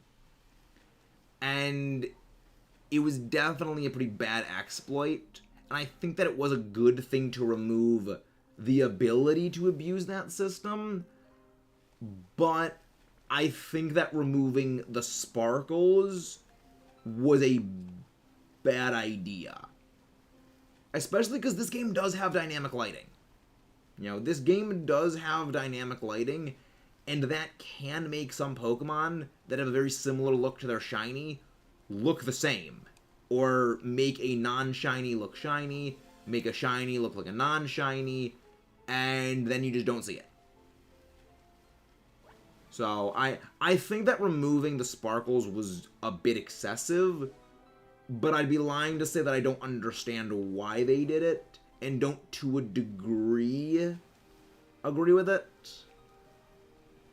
Because if they did have, like, the sparkles, we would largely get the same thing. Because, like, they nerfed that idea of shiny hunting in so many ways. They removed the sound effect, they removed the sparkle animation, and they also made Miraidon and Koraidon basically terrible at flying.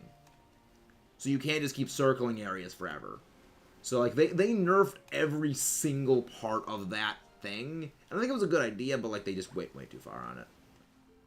Hello there, Marlon Alvarez. Welcome in. How are you doing? Hopefully you're doing well. 2 days, but yeah, nice. Very nice. No, the Greninja raids are out tomorrow. The Greninja raids will be out tomorrow. If you guys have not done so already, please don't forget to leave a like and subscribe for more. Very much helps the channel. But how are you doing, Marlon Alvarez? You know, you're the shiny. You're not shiny. You're not shiny as well.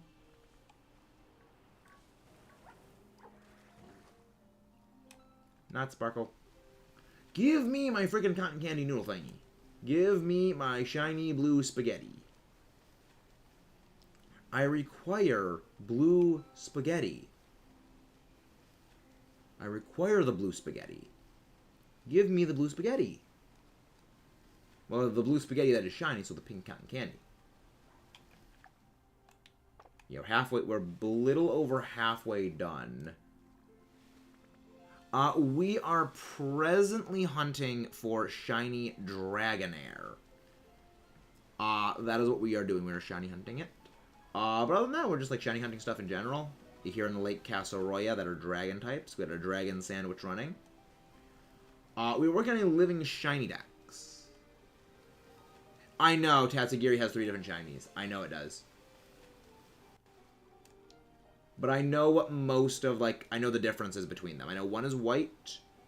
One has the stripes.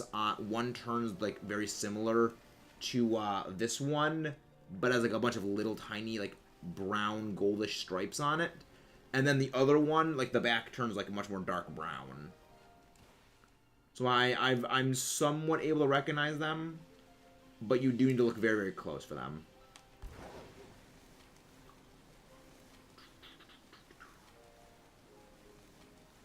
I like it. I like it. I think it gives each of them a bit more of an identity of their own. I'm kind of glad they gave them 3 different shinies. Because if they just gave them all one shiny, that'd be kind of lame. I just played the most violent chess game in my life. Wow. Please tell us all about it. I'm very curious. I would like to know about this chess game. Even though I get my ass kicked when it comes to me playing chess.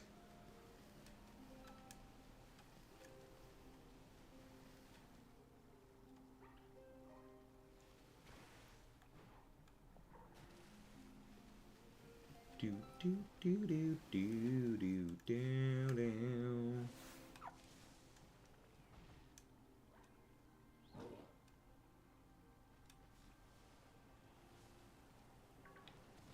Nope, no shinies at all around here. We do need to get our shiny Dragonair soon, though. I would like to get it. Yes, it's unfortunate that you can't, you can't really spawn reset the water. You need to go away, which slows the hunt down drastically. But it makes sense that you can't set up a picnic table in the middle of a lake. Ah, you obliterate them. Ah, like Exodia. Exodia, obliterate. Honestly, I love that scene from the anime. Like that is an iconic moment of the opening. Exodia just blasted. It's great. Like, I do very much enjoy the original Yu-Gi-Oh anime. It was great. The original Yu-Gi-Oh is a series that is sort of like on like a rotating thing that I watch every like year or so. I will rewatch like that series. I will rewatch the original Yu-Gi-Oh. It's like with like Avatar: The Last Airbender, Star Wars: The Clone Wars, where I will rewatch it like every 8 months to a year, like, and then some. When I just have no idea what to go watch, because it's great to watch. I enjoyed 5Ds. I enjoyed 5Ds as well. I like the positive thing about a guy who slacks off and does nothing, because I don't like, it's a part of myself I don't like, and I don't like seeing like his entire character basically be that. And I get why he does it, because he doesn't, it's his way of doing things, and he's good enough to get by on his own, but it's just like, I don't like seeing that character like thing. I don't like that like character archetype. A large part of that comes like when it comes like me with Pokemon stuff, I am actively always like battling, refining everything, and he just slacks off and he still wins. Like, I don't like that. Like, not everyone can just no talent hack things. Card games on motorcycles. I love that. Card games on motorcycles is fun.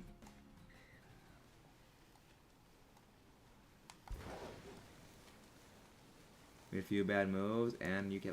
That is exactly how Pokemon is the same way. You gotta wait for your opponent to make a bad move, and then you swoop in for the kill. You swoop in for the kill. Tatsugiri, would you be so kind as to sparkle Tatsugiri at least once? Just Tatsugiri, give me a sparkly one. Or at least give me a Dragonair shiny. I'm gonna get some more water later. I need to get some more water in a bit. Because I am out of water.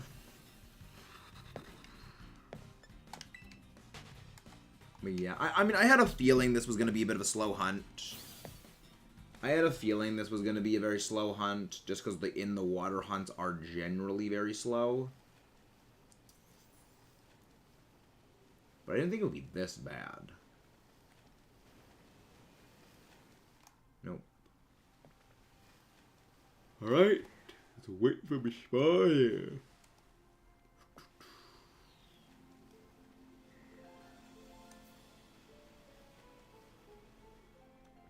I mean, again, that's the good thing about not getting any phases on a sandwich, is if I don't get any phases, then I don't lose anything by just resetting the game and getting my sandwich Urban Mystica back. They're going to be working. I'm actually going to get a Supreme Working Drill Disc with the holograms and everything. Nice. Fine.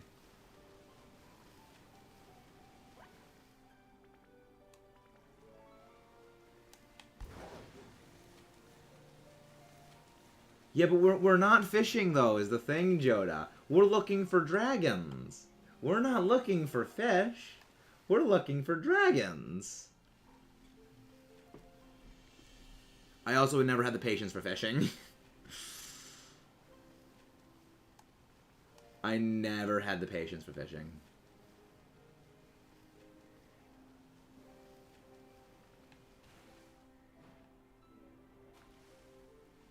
Yeah, like the one time like Volcanic and I went fishing at the lake where we live, was just kind of nonsense because I have zero. I have a negative patience. If patience was a stat, I would have a negative 20 in it. To do the dragon dance. No, I did not do the dragon dance. No, I did not. Because that did not boost my attack stat.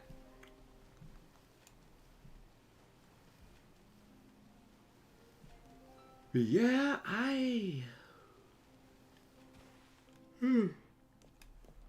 Yeah, right now, all it is looking for is the cotton candy noodle.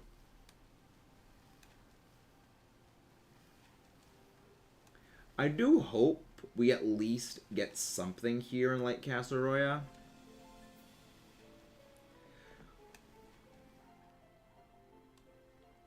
I hope I get at least something here. Because the issue with Lake Castleroya is hunts in it are very slow. And it's not actually due to the lag. It's because you move slower. I mean, it is a due in a bit part of the lag. But it's also because you just move slower when you're in the water. And because you can't just drop a picnic table to reset spawns, you go through so many less encounters.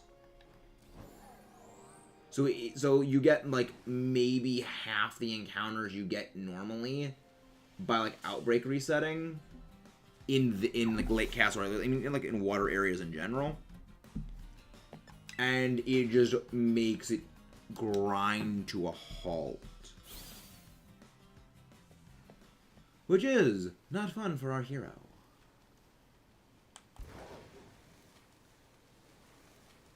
Let's try again. I didn't really watch many Pixar movies. But I mean, it's probably generic, but like Toy Story. It's probably Toy Story. Because, like, I know it's, like, that's probably, like, the generic answer, but it's honestly, like, probably the one that would just come to mind is, like, if I think of Pixar, like, it's what I think comes to mind when I think of Pixar, is Toy Story.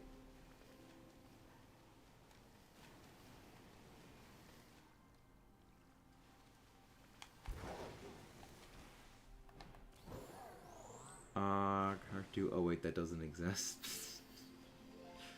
Was Cars 2 bad? Because I never actually saw the Cars movies.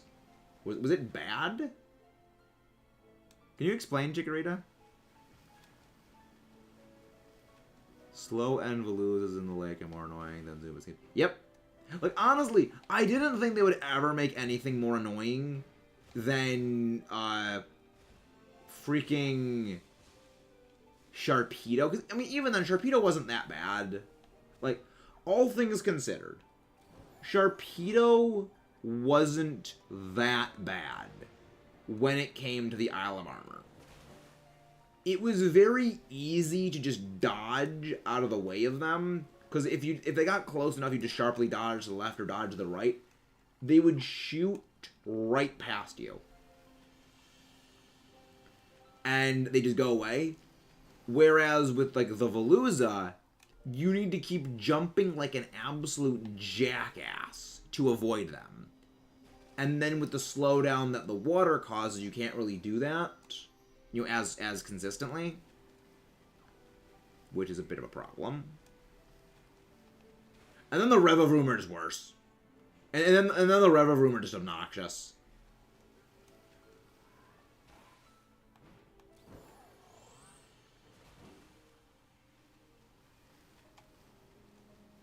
But yeah, like, I feel like I'm vaguely impressed. They managed to make something that is more annoying than Sharpedo was. Like, I think it is legitimately impressive in a terrifying way. Alright, Caleb, goodbye. Again, guys, please don't forget to leave a like and subscribe if you have not done so. Already? Come on, you little frickin' noodle dragon. Give me a shiny. You frickin' noodle dragon.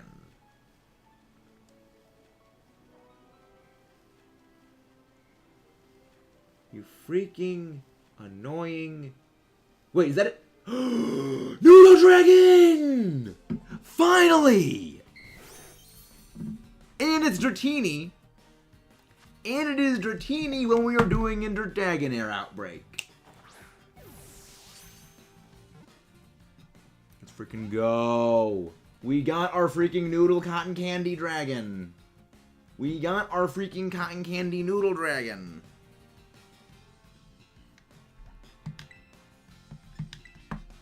Go sleep. Go sleep. Oh, we're not resetting this thing then. We at least got one shiny on this one. It's so adorable, though. I gotta send this to Dalton.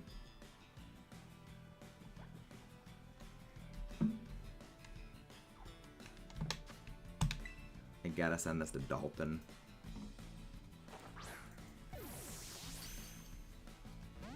Stay in the freaking ball. Well, no, like his name is Shiny Dratini.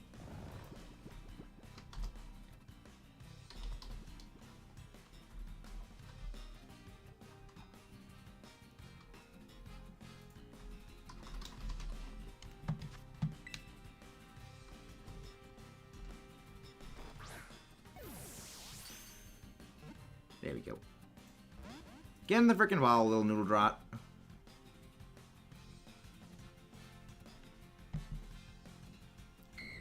I guess I'll do Athena. Where is... He's buried somewhere here in the... She's buried somewhere in here. There it is. I have so many people buried in DMs, it takes a while to find some of them.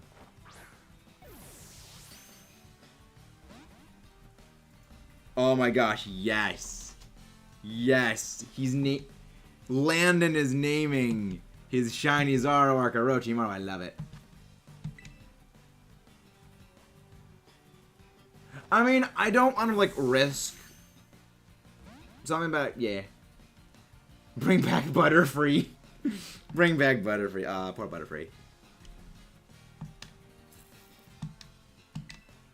Oh, man, I actually kind of forget Butterfree exists.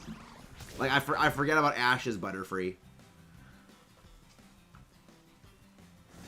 I forget about Ash's Butterfree, honestly.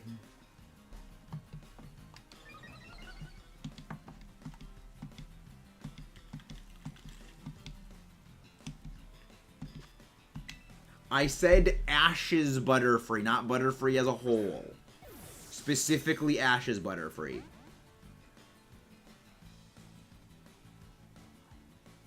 Oh, this thing can't even touch me. He's like, yeah, you got Dragon Rush. Okay, what are you gonna do? What are you gonna do, mate? Again, guys, don't forget to leave a like and subscribe if you haven't done so already. As we struggle and fail to catch this noodle. We'll think that has Shed Skin.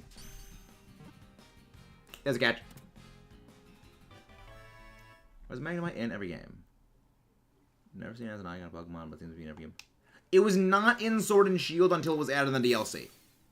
It was not in Sword and Shield until the DLC added it. Because you gotta remember, we've only had 2 games where there's been a non-complete Pokedex. So,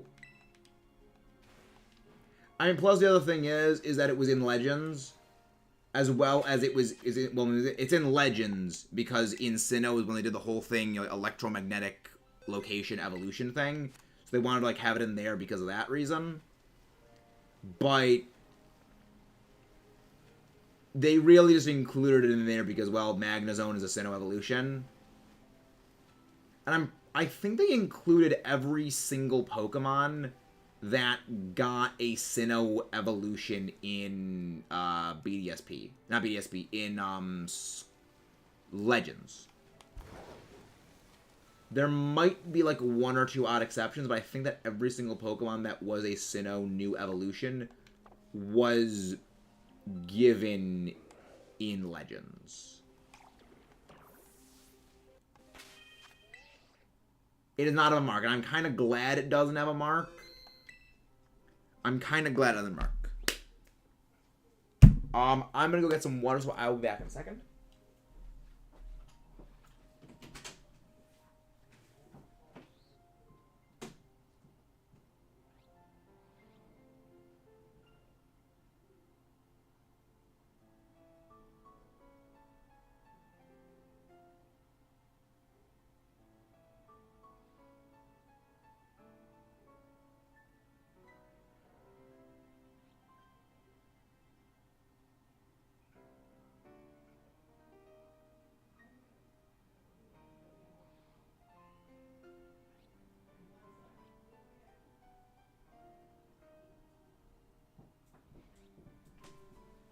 Okay, back.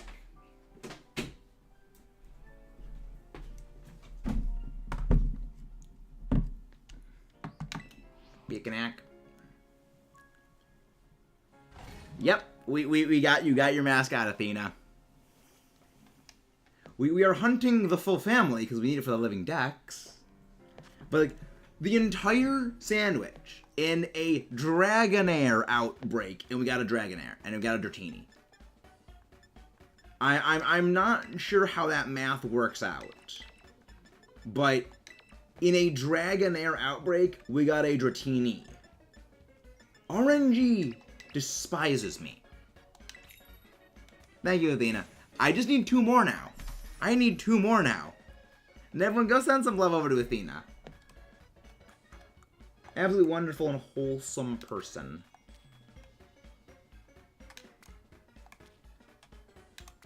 Alright, so... Burger. There. There. There. There. There. There. I really do not like the 3-set ones. They're just kind of annoying to go do every single time.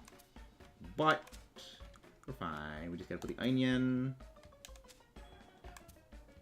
2. 3. Yeah, it can. But the thing is, I need a living shiny dex. Leafeon. Yeah, Eevee is gonna be a whole can of Wurmple I don't want to deal with right now. I'm waiting for an Eevee outbreak, and I'm just gonna get like 8 of them. I'm pretty sure I have like, I think 2 or 3 shiny Eevee in my Legends. I think. But I want to make sure before I go like doing all the hassle like Masuda breeding or outbreak hunting for that whole spaghetti family. Ways to get Jolteon on the Legends.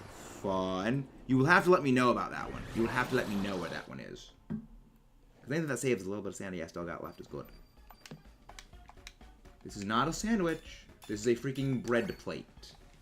That is not a sandwich. That is a plate of bread.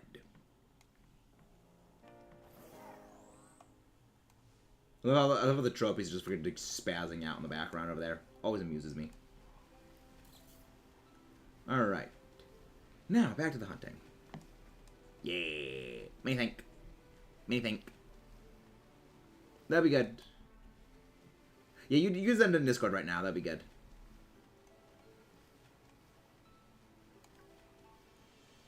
Come on, Dragonair. Give me my cotton candy noodle for the rest of the family.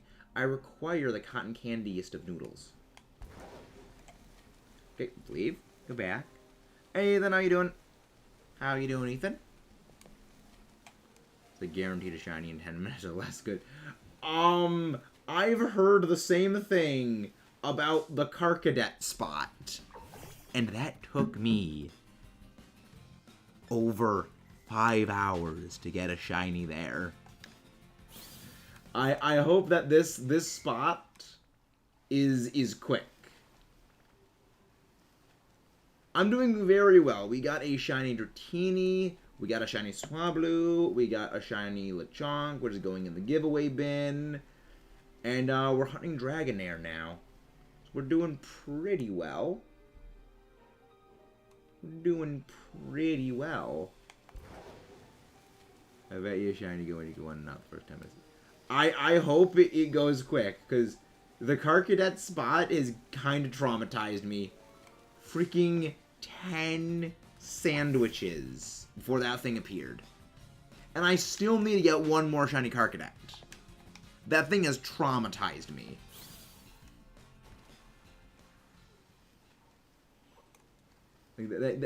I like Carcadet. But like freaking heck, that shiny hunt sucked.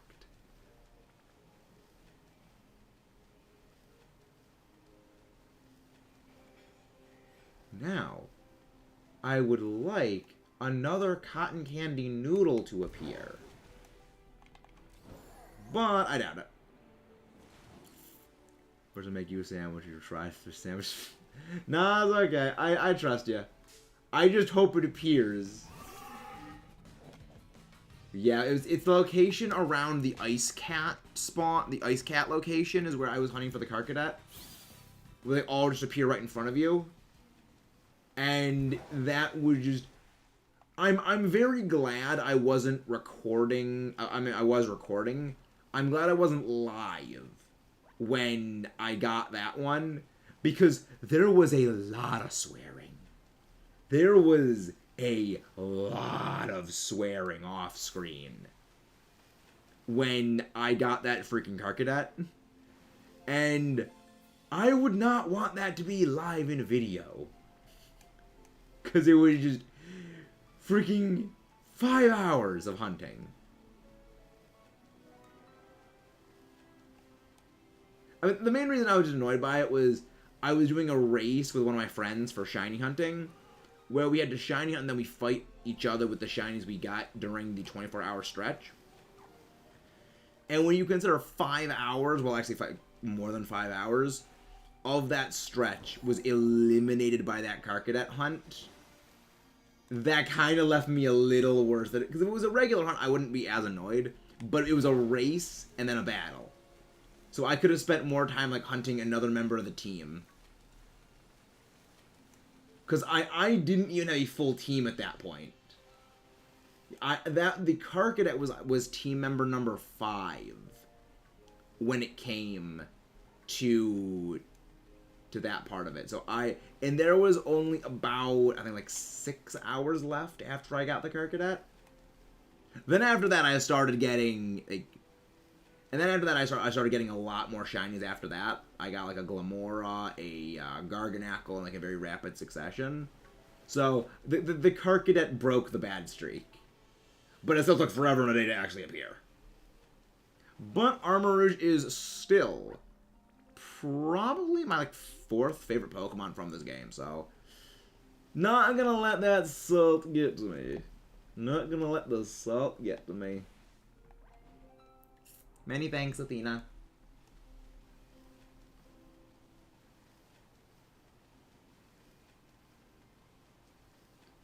Come on, Noodle. Noodle. Okay, let's just go over here. Anytime soon, thank you. So the Eevee family, the evolved forms actually appear in the wild outside of outbreaks. Interesting. I thought they had, like, they were exclusively static spawns, or, well, exclusively static spawns, outbreaks, or Area 0. Because I've seen the Eevee family in Area 0. I feel like Espeon is, like, wandering around. I'm very curious to see what this absolutely nuts picture is. I'm very curious to see what this is.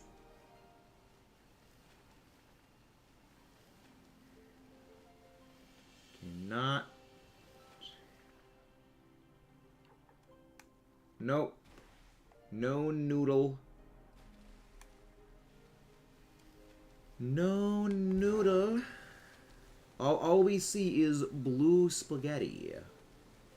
All we see is blue spaghetti, but no cotton candy noodle.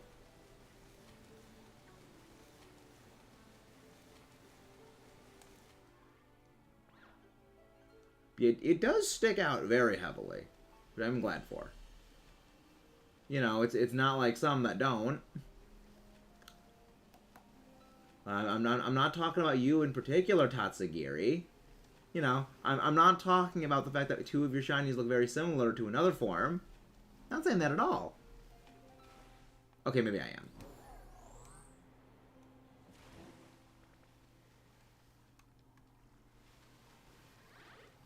It'll be absolutely hilarious if we find another shiny Dratini before we find a shiny Dragonair. That would be funny. But I don't think it'll happen twice. I mean, then again, when we were hunting Azurill, we did phase on a shiny Dunsparce and Lechonk before we found the Azurill. So, I guess it is possible. I mean, statistically it is possible, it's just unlikely. I am all about them stats. I am all about the numbers. The numbers, Mason. What do they mean? And now I really want to play Call of Duty Black Ops 1. Really want to play Black Ops 1 again. Kind of thought I never got the DLCs for Black Ops 1, but like I got Black Ops 1 after the DLCs were off the market, so there's nothing that can be done about that. You can't even play zombies anymore with people who do the Easter eggs, because you need that. Because I need to do local play for that. And getting either 4 people that all have the DLC in my hometown would definitely not be possible. There's only like maybe 2 people I think that would have had it. So not too bad. But it does mean I can't do transit anymore.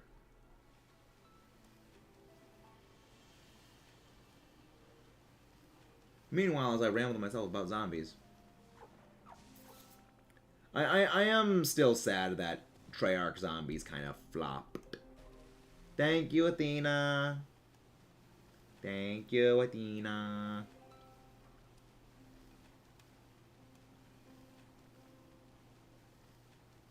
Come on, you noodle.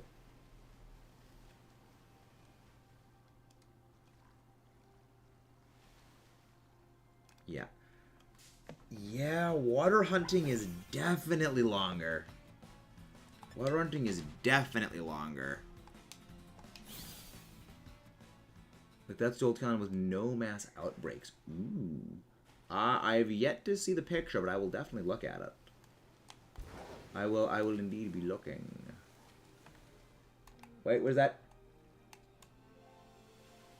Nope, it's not shiny.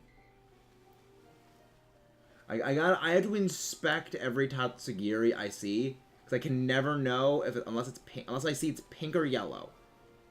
I don't know if it could be a shiny one or not. All right, let me reopen Discord.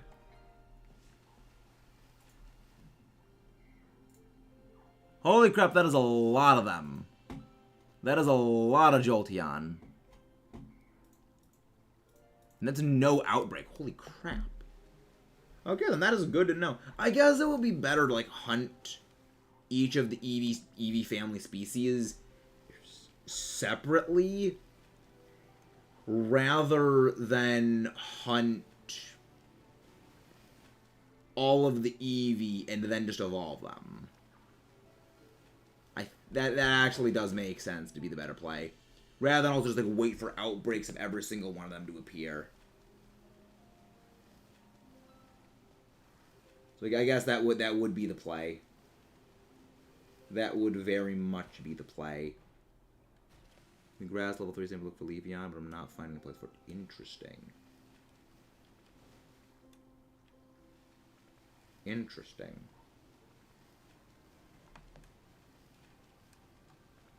I will probably be doing some independent searching for that as well, myself, off screen. Because that will greatly help me. When it comes, I mean, I'm going to need to do grass sandwiches anyway for a bunch of other stuff.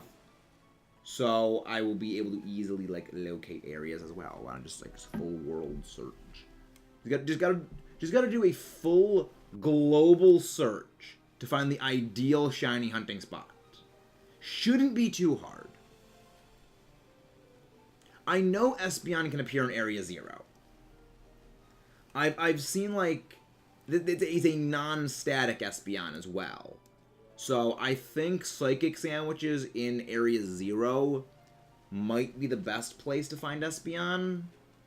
But you would also get, Farigiraf, I think is how you pronounce the thing's name. And, Girafarig spawns. So I need to test that a little. So I remember there was, like, a non-static Espeon spawn that I saw. Actually gonna text that, let me know if I... No. Great minds think alike. Same brain cell. Which is scary, because I only have a single brain cell. So when people are on the same wavelength as me, it scares me. If it's not competitive knowledge, it's single brain cell moment.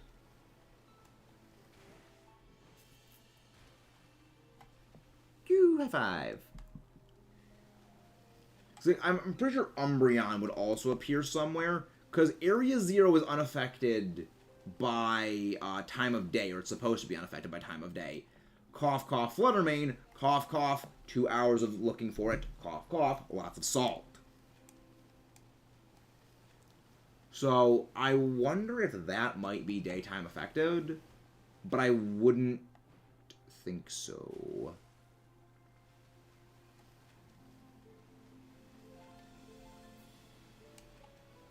Found Umbreon in the Alfornata Cave. Interesting. I guess that makes sense. I guess that makes sense, it being, you know, dark type, underground, that makes sense. Also, guys, again, please don't forget to leave a like and subscribe if you guys haven't done so already. I'm thinking, since we're doing the collab shiny hunt this weekend, potentially, Monday might be the next battle stream day.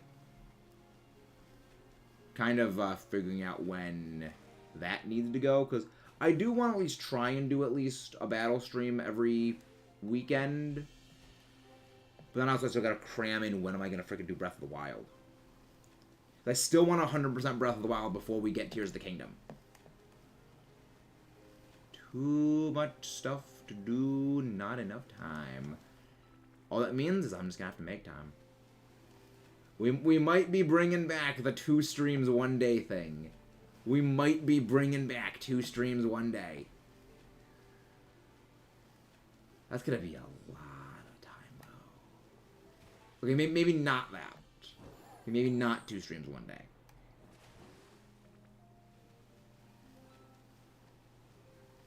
But yeah, I would like to get Tears of the to 100% Breath of the Wild before Tears of the Kingdom. So this is my plan for hunt for 100%ing Breath of the Wild before then.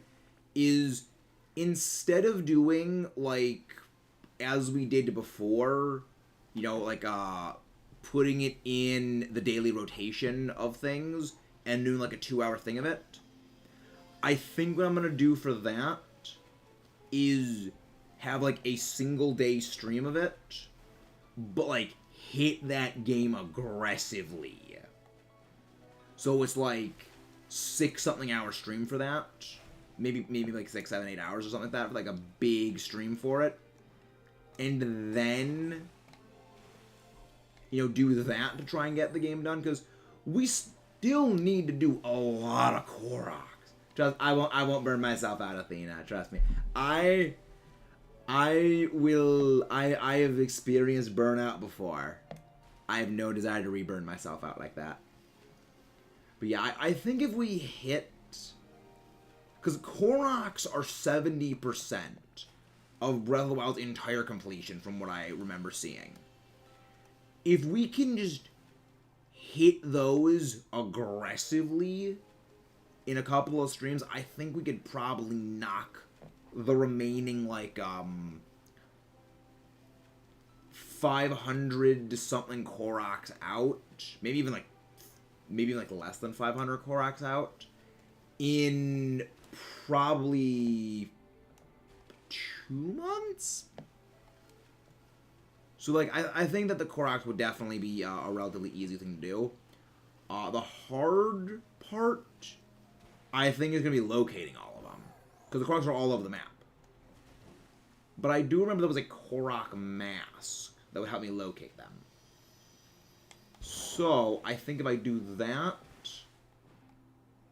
we could probably knock out a whole bunch of them. Even if we do, so what, like, so say what, 2 months of Koroks for, so 2 months, that's what, 9 streams? That'd be what, 50, 75? Yeah, 50, okay, that's doable. That's doable, like 50 Koroks in a single stream. I think I can handle that. I think that's realistic. I think that's a very realistic goal. But yeah, like the Koroks, I think, are the main enemies. And, you know, if we go for an extra long stream with those, I think we definitely could knock out even more of them.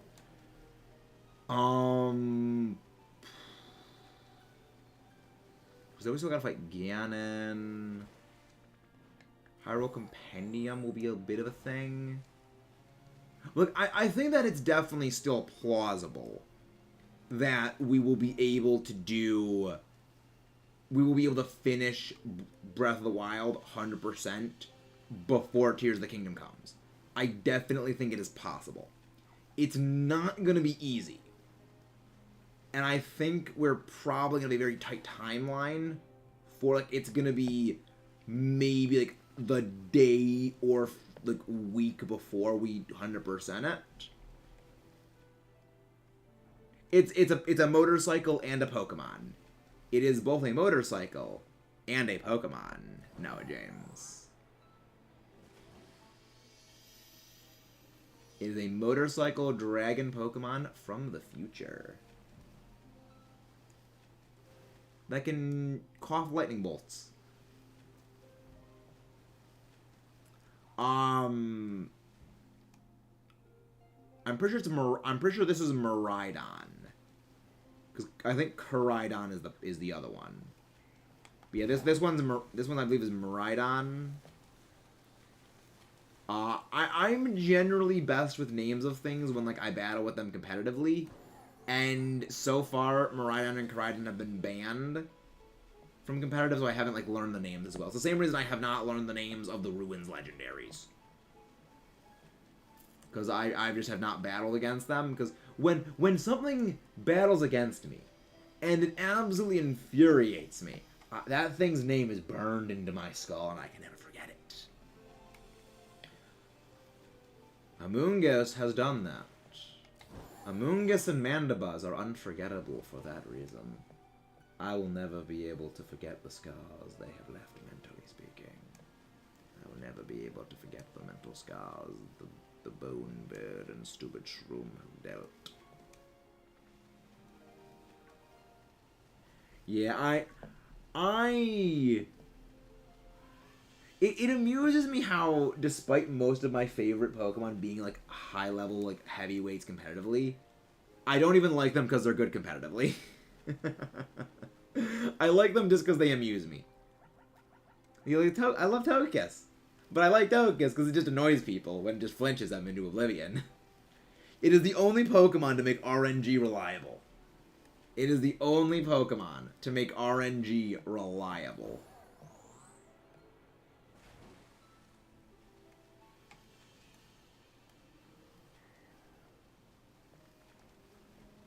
I mean, I guess, like, Dunsparce with Coil and Trick Room has been reliable, but, like, that is more novelty of being able to use Dunsparce well competitively than anything else. And then, yeah, you know, freaking Togekiss. Scope Lens Super Luck! Scope Lens Super Luck! Yes, that's... The main Togekiss set is always good competitively is its standard Serene Grace Flinch Hacks set. But, I forget... I think it was, like, Series 2. People discovered that Snarl Arcanine was a thing that existed. So people just started spamming Snarl Arcanine to just destroy Togekiss. So, to counter that, people just started running Super Luck Togekiss slap a scope lens on it, and just bypass that special attack debuff from Snarl, as well as like light screens. Like, that's terrifying. That it can just sidestep everything that you're trying to do to stop it, and just goes for the throat. I mean, I love Togekiss. It is second favorite Pokemon. And the shenanigans it can do just absolutely amuse me. But kind of goes heavily into the RNG abuse territory. But when you play the game of the Togekiss lottery, you live by the RNG, you die by the RNG. And that is a price you accept no matter what. Freaking heck, Dratini. Why have we done so many of you Dragonair encounters, and we have only found shiny Dratini? And Dratini isn't even Outbreak boosted. It's like triple odds to get a Dratini shiny. Hey Ash, how you doing? Can one of the mods please do exclamation point Ash? How you doing? Thank you, Omar. Before I even had a chance to say it, you were already on it. Good work on that, Omar. We are looking for our Cotton Candy Noodle. Well, Cotton Candy Noodle family. We need Dratini and we need Dragonair. And Dragon. Well, we got Dratini, we need Dragonair, and we need Dragonite. And they want to be stubborn and not want to sparkle. I'm doing very well. We got our shiny Swablu. We got a spare shiny Lechonk. Oh, well, another spare shiny Lechonk. I think we're up to, what, like 3 shiny Lechonk? And now we got our shiny Dratini. We're just looking for a shiny Dragonair. Despite the fact that we are in a Dragonair outbreak, we got a shiny Dratini. Because that's just how RNG works. That's just how RNG goes.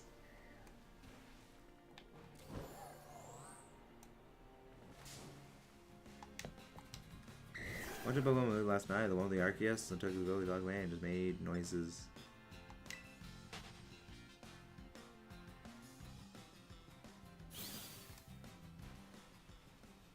Interesting.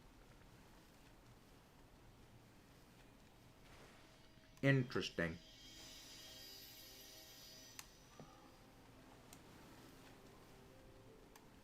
Alright, let's head back into the outbreak. Please, can we get another shiny Dratini? I just want a Cotton Candy Noodle. I just want the noodliest of cotton candy. All I want is a noodle that is sparkly. Also, why do I hear the Terra Slowbro? I can hear like that chainsaw grinding sound, but I don't see it anywhere. All that lens flare is very obnoxious. That lens flare was very obnoxious. We thought it was J.J. Abrams that developed this. Hello, Noodle Drop. Hello, other Noodle Drop. Athena, just go, brother. Brother man's bending against that brother Amiibo. Hey, nice! He's not a best Naruto character. Best Naruto character. See, I watch series. See, I might like giant monster movies. I might like movies about like like Halo, like Predator, Aliens. I might like stuff like that.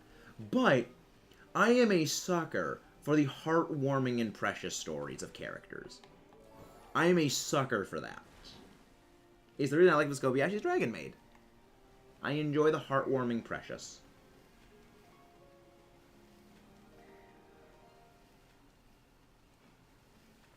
Freaking thing.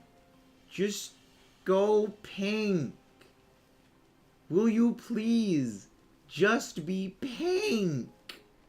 2 more of you things. I just need 2 more pink things of spaghetti. Would you just be merciful on me? Hinata is indeed pure bean. She is precious bean. Like, there was a long point where like Naruto was like my favorite character, but Hinata was very close behind. There is one scene where that changed. Like, okay, it was neck and neck for a bit, and then it was like this one scene happened. That is like the flipping point. That one scene, like when you get to the scene, you will know it.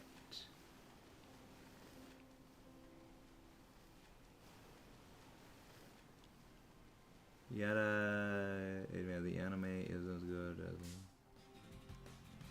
I don't really watch the Pokemon anime. I really was never a big fan of the Pokemon anime. Just how 2 Dragonairs to eat orange and pink Tatsugiri and no shine. You know what? Fair point, Ash. Fair point. I never really was a big one on like the Pokemon anime. As weird as that sounds.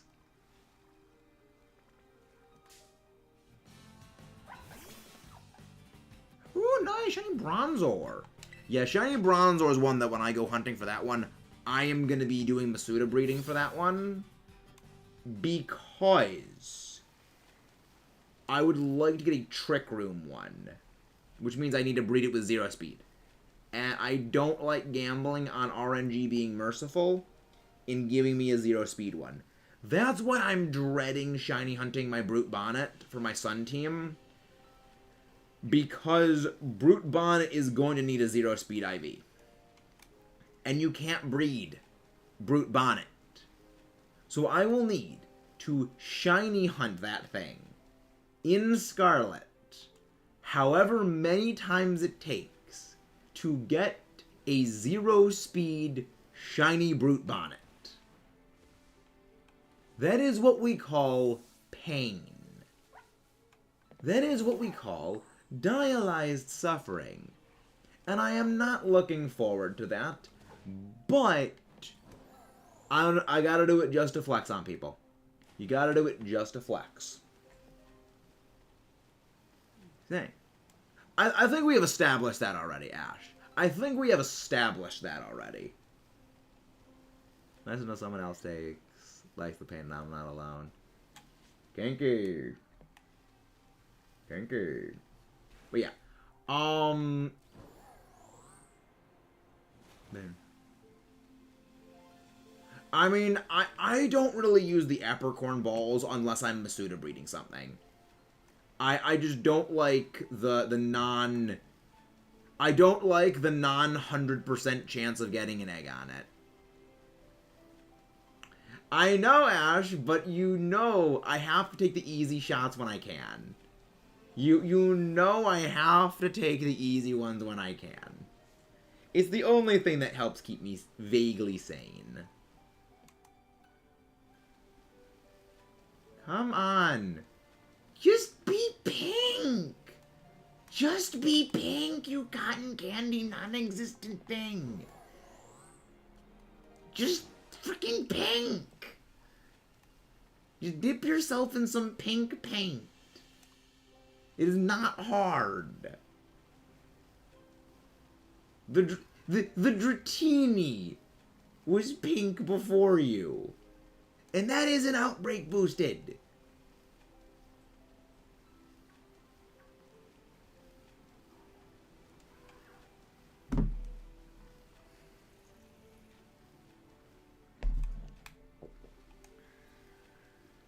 Alright.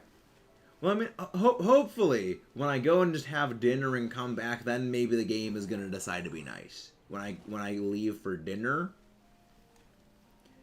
Because dinner shouldn't be that long. It'll be like maybe 15 or so minutes. And it'll be shortly after the end of this sandwich.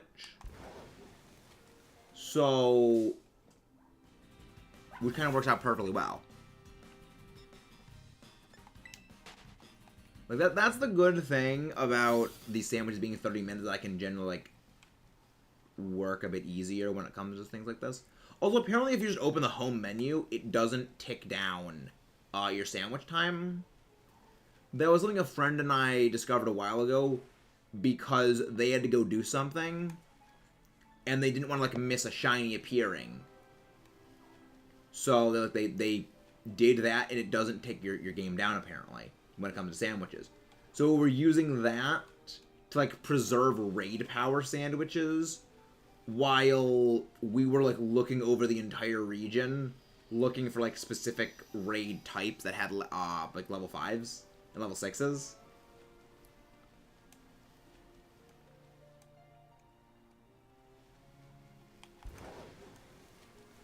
Though they may have patched that, because I remember in Let's Go they actually did have that if you do open the map, like you open the home menu, it still ticks down even if you're in the home menu. So not 100% foolproof. So they might have fixed that at some point. Come on, you freaking noodle. Come on, you noodle. Noodle. Little spaghetti noodle. Come out, come out, come ever, you cotton candy bee. Nope.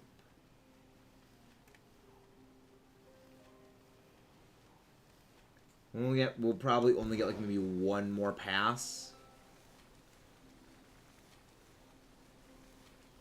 We might get 2 if we go through quick enough. We might get 2 more passes.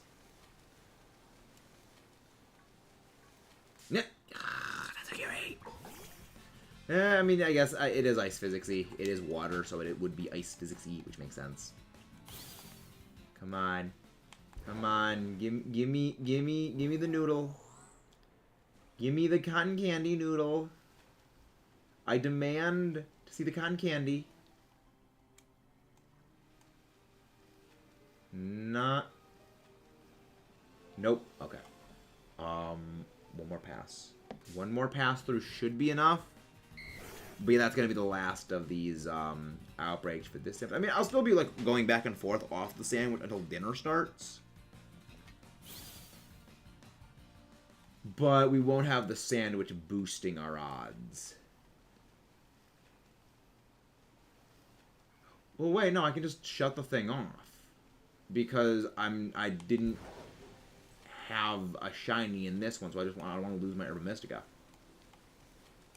See, I just shut it off and reload up. It'll be hilarious if like I just left this thing running while I was having dinner and a shiny actually appeared. I don't think it would happen. Just I mean, that actually, given my luck, that actually would happen. But I'm not gonna count on it. Because if it does appear, I don't want to miss it. I don't want to miss a shiny if it appears. I would like to guarantee myself of getting a shiny. Actually, speaking of like a guarantee catching of something, does anyone else just never use their Master Ball anymore? Does anyone else never use the Master Ball when it comes to Pokemon games these days? Because I would only ever use my Master Ball on roaming legendaries, and since they removed roaming legendaries, I just don't use the Master Ball for anything. It just stays in my bag, gathering dust. Yeah, like it's the same thing with me. It's like the only time I would have ever considered using a Master Ball on something was like an explosion Pokemon, but even then, I just use Damp because Damp blocks explosion, which means that I don't need to worry about it. Yeah, that's fair. A shiny you can fail. I definitely can agree, like, that is probably the best, that is definitely the best time to use it. Like, a shiny legendary, I could see that. Like, I could definitely see, like, you soft reset a legendary, I could see that, if it has low power points for its moves. Because you don't want it struggling out. You know, it struggling out would suck. And that is always a big worry that I have when it comes to shiny hunting. But with the way that the games have like changed how it catching and stuff like that, I think it's not as big of a risk as like well, not as big of a risk, but like as big of a thing that would pop up as it used to be. Then again, they did remove the catching charm, though. So the catching charm, it does no longer exist. Which does mean it is a little harder to catch stuff. So there's that. I feel like was the streamer. Let's do the shiny Arceus. Yeah. Like, something like that I can see the Master Ball being used for. Like, that is one of those things where, yes, the Master Ball, I would say, is the correct play for Arceus. Because it doesn't really have that many moves.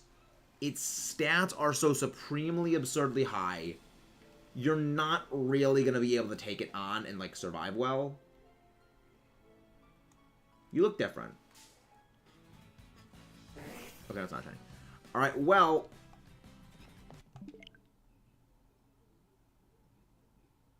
Yeah, we got the shiny and we got the shiny...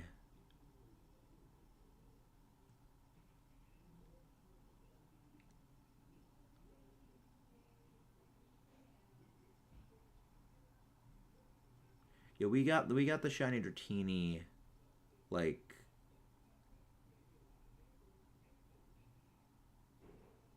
Yeah, we got the shiny Dratini more than 25 minutes ago, right?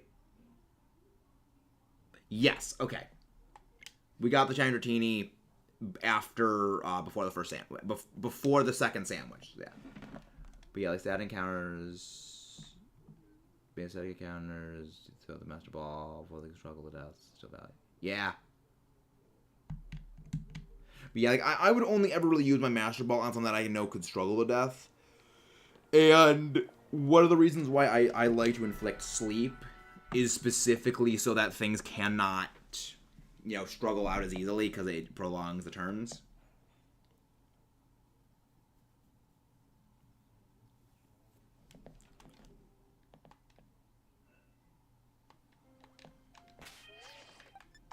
Boxes. Let's move the shinies over to their designated correct boxes. Oh yeah, Veluzafish. Lechonk, Lechonk. Shuppy. There's the Dratini. Lil Noodle Drop. There's the Lil Noodle Drop.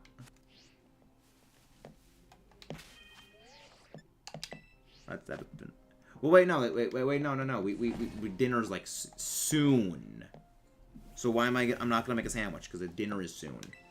Although how like Iron Valley is running into a wall right there. Let's just look. Let's see if without the sandwich we can get a shiny. Because this is exactly what we did when it came to when we were looking for Kilowattrel, and we got that shiny Ice Cube. I was just looking around the area. Nice shiny too, really nice blue. Can't wait for the shiny Ruin Pokemon. Really nice. Yeah, those are likely going to be battle participation rewards. Those are likely going to be participate in, like, series whatever the heck. And then you get the shiny. Because that's what they did with the Tapus. That's what they did with the Galarian Birds.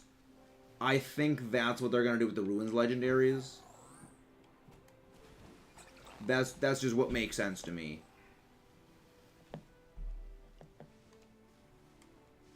I love Veluzafish. I love how it's swimming and just its fin is in the water.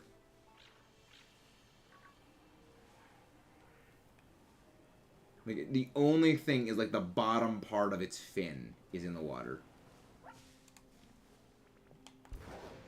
Let's head back out to the water. You real pain in the butt to transfer some of my Pokemon from Sword into Violet. I mean, I don't think it's going to be that big of a problem, because they did say that when they shut down Pokemon Home, Pokemon Bank, like, it's going to be just free, and they're going to, like, give the access to everyone that has it downloaded, so, like, you just transfer stuff off them, but then they home. I mean, you have to do it in increments of like 30 boxes. But even then is like, I mean, I guess for me, it's the only stuff I would be transferring in from my Sword and Shield file are like my competitive stuff. And that's generally a little bit easier for me to do. Even some of those things, like, I'm not going to be moving them out. Like, just yet, because I do need them for the Elite Battle League. I guess just like, I'm going to gradually phase things in and out. But yeah, it's gonna be fun to finally be able to bring in my shiny Metagross. Like, the elusive shiny Metagross that you guys have basically never seen in videos because we just don't do much in Ultra Moon. It has appeared in a number of streams and stuff, but like we just don't do much with Sun and Moon, I mean Ultra Moon, lately. So it just has not appeared. Because even to this day, I still get asked, do you have a shiny Metagross? And the answer is yes. I do. But a lot of people don't, like, a lot of people don't realize it because they've never seen it. Because it was not in Sword and Shield. Because most people it's like, oh yeah, if he's going shiny hunt, he just bring the Metagross thing. Hey, Boss One, how you doing? I mean, it makes sense that people wouldn't realize. I mean, it makes sense that people don't know that I have one.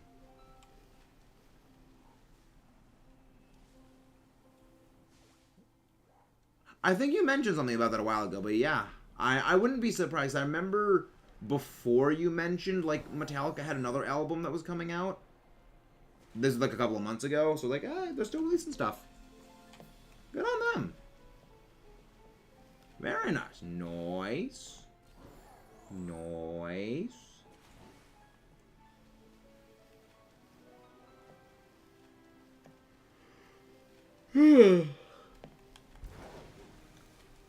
Dinner.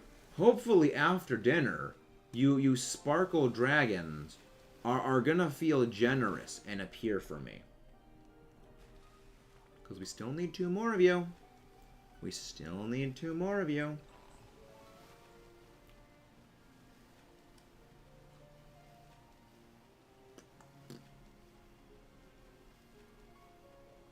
But I mean, I guess this is what happens when you have very good luck one day. RNG whiplashes around and rebounds on you another day.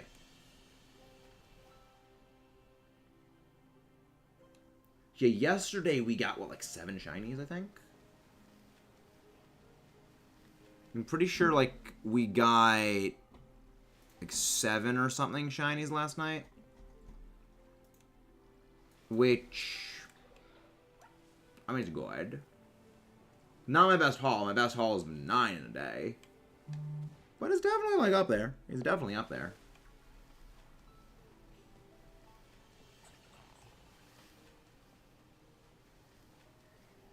But yeah, like, quintuple, yeah, the best. So what is the best single sandwich shiny haul you guys have gotten? The best one I've had is I've gotten 5 shinies on a single sandwich. And that was the first Sparlachonk, the first Dunsparce, the second and third Dunsparce, and the shiny Azurill. And that was a few days ago. 6. Dang.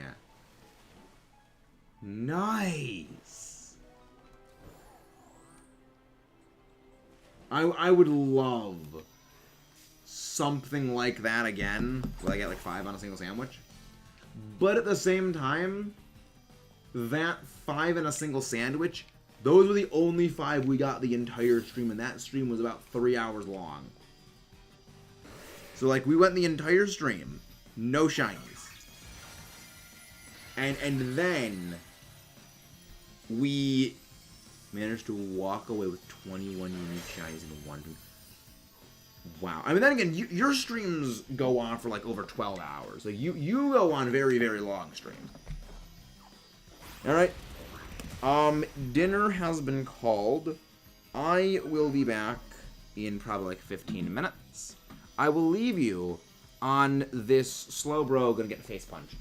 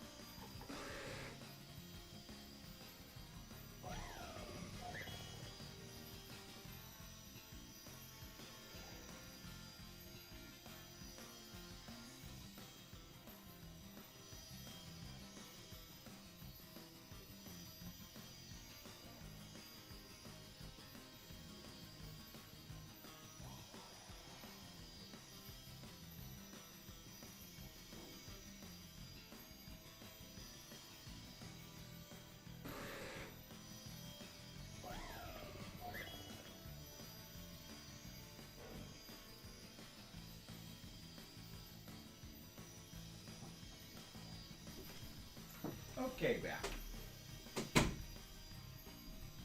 There we go.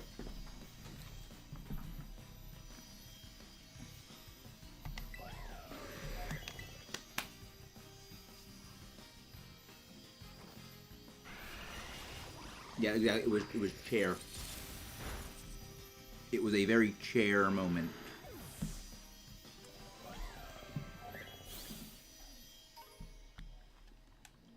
Okay.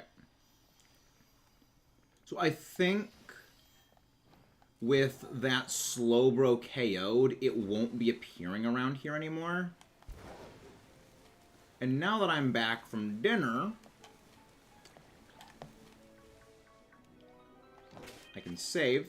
We can picnic.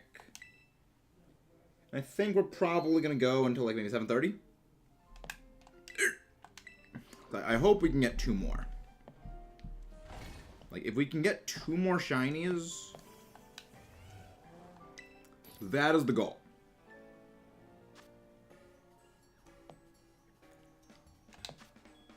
Tomato, not cucumber, onion, green, avocado. There we go. We'll go with the sweet Herba Mystica because we're going for a cotton candy noodle. The base is tomato. Then we put on the burger. Avocado. I love how just like slot it in between the 2 slices of tomato. Wasn't even intending that. Gonna make putting that on a little bit more annoying, but I think we should be fine. 1, 2. And the onion is clipping into the burger! I love it. Pick.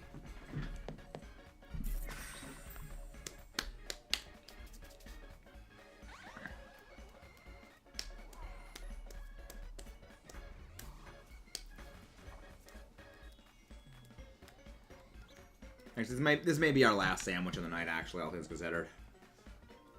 Which might be our last one. Because, like, does Dragonair appear anywhere on, like, the surface? Like, anywhere that's not in the water? Because if it appears outside of the water, I think that would be the better place to hunt it.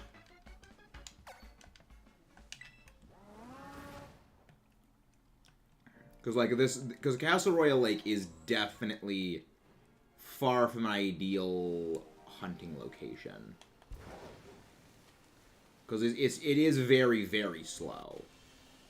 I guess maybe like a more long, dedicated hunt for it here would probably be better. Rather than like trying like to shoehorn it in between another series of things.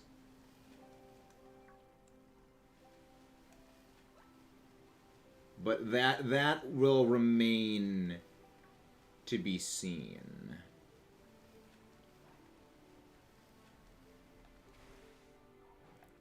I need to figure out the optimal method of hunting some of these things. I am glad that the Slowbro is now gone, so I don't need to deal with that like buzzsaw noise, as I call it. So we should be fine. Yeah, no more buzzsaw noise from Slowbro.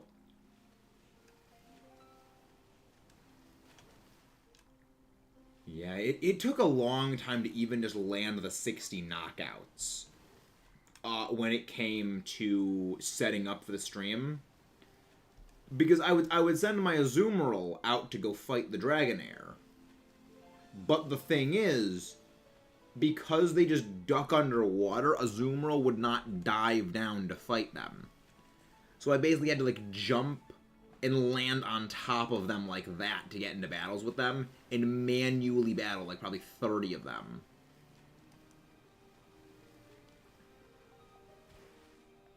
Yeah, so suffice to say, I'm not looking forward to like, I guess maybe it wouldn't be so bad if it was like close to the shore. I think it might be just like this specific area of Casseroya Lake is just not good location-wise, because you're too far to, like, picnic reset easily, and you have all water just around you, which consumes a lot of the game's memory, which just keeps the game running at a relatively slower pace, which further slows down your movement speed, but it doesn't slow down the clock ticking down of your shiny sandwich. So I think it could just be this is not an ideally suited location for shiny hunting noodle drots.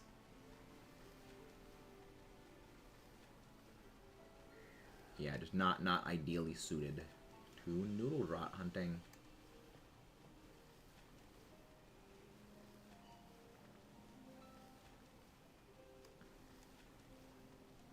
Alright, so this is the outskirts of the outbreak. Go back in. Alright, this is, I mean, it's doing, we could be doing worse. It could be a worse hunt. We at least got a shiny Dratini out of it.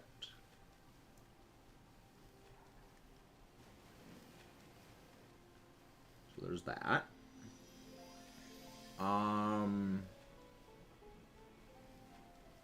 Yeah.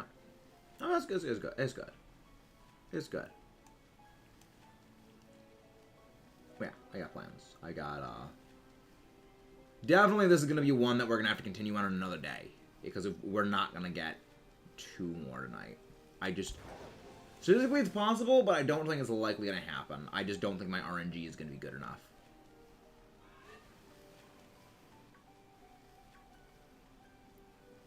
And I don't even think it's an RNG thing as much as it just is a long spawn time thing. Because loading in all the spawns takes significantly longer. Also, for a second, I thought that was shiny because of the lens flare. Game trolled me. It does take significantly longer to load in the spawns here compared to the other locations, as well as just like leave the area and come back to get the encounters refreshed. So it is more a product of just location rather than, like, specific location within Lake Casseroya. Casseroya Lake, Lake Casseroya. I flip-flop the 2 names. It's like the same thing, basically. The same name. It means the same thing. You guys know what we're talking about. Though I have heard the best name of this place being Lag Lake, or, like, or something like that. Like, it's pretty clever. It is fairly clever. It's accurate. I mean, it isn't 100% accurate. It isn't really lag so much as it's slow down. And it's slow down because the engine is just struggling to keep up because it's a not particularly well-suited engine. We have gone into a bit in a couple of streams about, like, the limitations of why this engine exists and why they used it. Because it would bloat the price of the game so much, or it would just mean like the actual content we got in the game would be like just so under the bottom barrel, like not good, that it would not really have been a justifiable expense. So, like it was a good compromise. It was a good compromise that they did. I think it was very much the right call to just reuse basically Legends engine for this game. Even if it makes a couple of problems, I think it was a good call.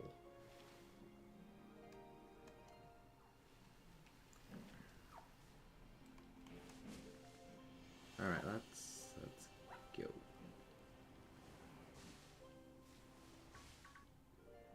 Okay, for a second, I thought one of those Goomy was shiny because it looked different, but no, it's just like the shading. Yeah, it was just the shading. The others are in the shade. The others are now, yeah, it was just shading. Hello, Tropius. We'll be hunting you one day, Tropius. Don't worry. You will be hunted at some point. I know everyone forgets about your existence. You're not the only Pokemon that does get basically its existence forgotten about. We just haven't had a Tropius outbreak, or like anything where it's advantageous to hunt you. We'll get around to it later, though. I guess when it comes to around here, I can always just do a, like a sandwich for, like, flying types. Because that would also give us, like, Scyther and stuff. Because I still need Scyther and I still need Caesar.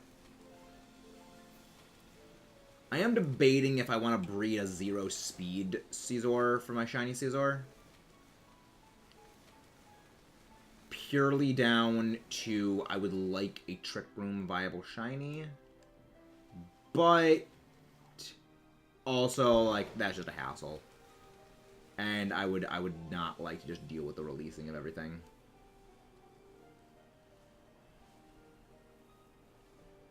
But, I mean, hey, we all got different plays for that. Yeah, okay, 27 minutes left. Okay. So this sandwich will be ending at... Okay, so this sandwich ended at 7, at 10, 7, 10. Okay, so we got 20... Okay, we should be fine. I definitely think... I think we might get one more shiny out of this. I think we stand a significant chance of getting another shiny. I don't think we're going to complete the full evolution family. That is just what I believe.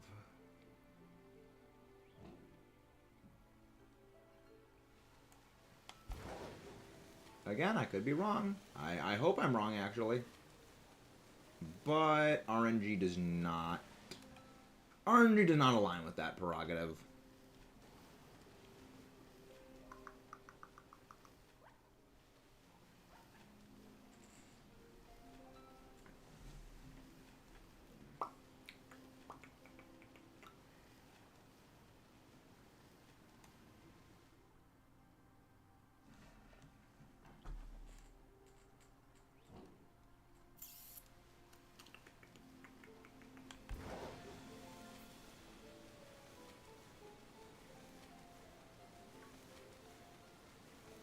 Hello, walking coffee table with legs. That's what we call Avalug, is it's just a walking coffee table. Don't act like you would not like to get an Avalug themed coffee table. That like you just lift up the top and it actually has like a miniature fridge inside of it. It'd be so good. I'd love it.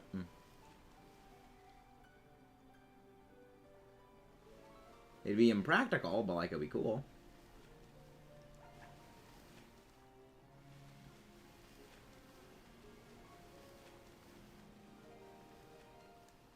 You're not shiny, Dratini. We only want you if you're pink, Dratini. We only want you if you're pink.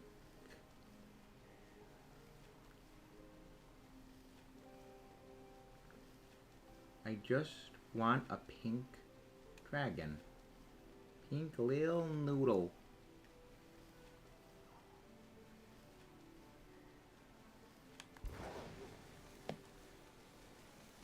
Well, maybe next pass. If it's not on the next pass, maybe the one after that. And then the one after that. It's all we can hope for.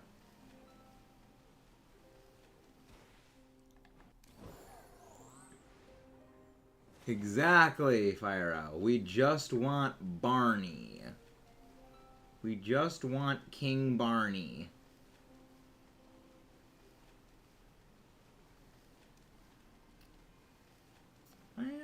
I like people give Dragonite way too much flack. I like it. They give its shiny way too much flack too. I like the green. I like the green. I don't know why most people seem to dislike the green. I like it.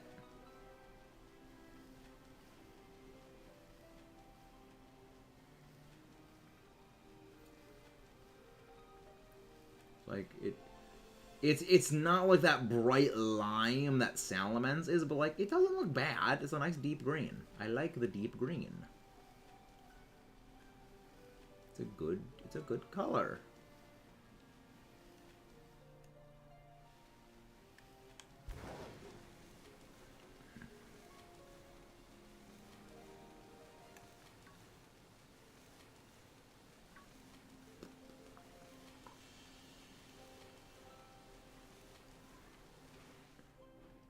I'm not the biggest fan of the color green, but it's a nice... Exactly, Taylor. Exactly.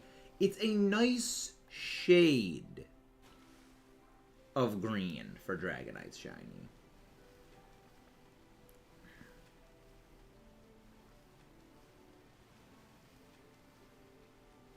Especially considering it was a randomly generated shiny, because of the way the color palette algorithm used to be. It's like, leave Dragonite alone. Don't bully the dragon. Be nice to friendly dragon who just wants to give hugs. And can also snap your spine by giving you a hug. Dragon just want hug.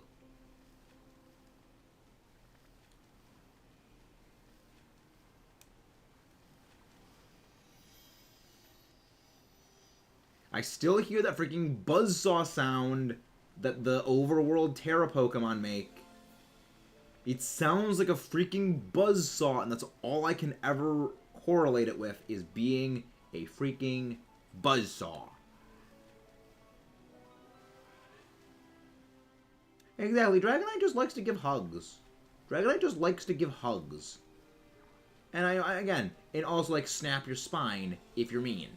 Just hug, snap.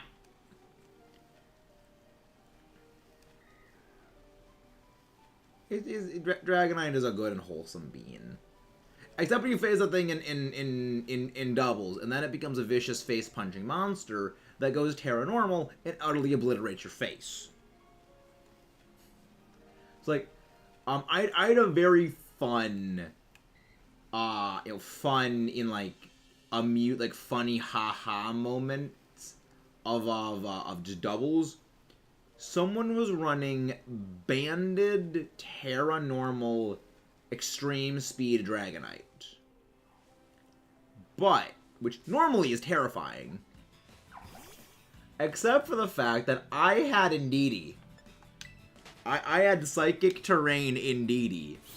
And Psychic Terrain prevents priority moves from being used when it is active and targeting grounded foes. So because they were banded, and because I took out their other... Because they were banded, like, okay, well, I'll just switch it out later. I took out their other Pokemon so they couldn't switch it out anymore. They were choice-locked into Extreme Speed while Psychic Terrain was still up. And they just couldn't do anything to me while Indeedee slowly just chipped it away with Psychic.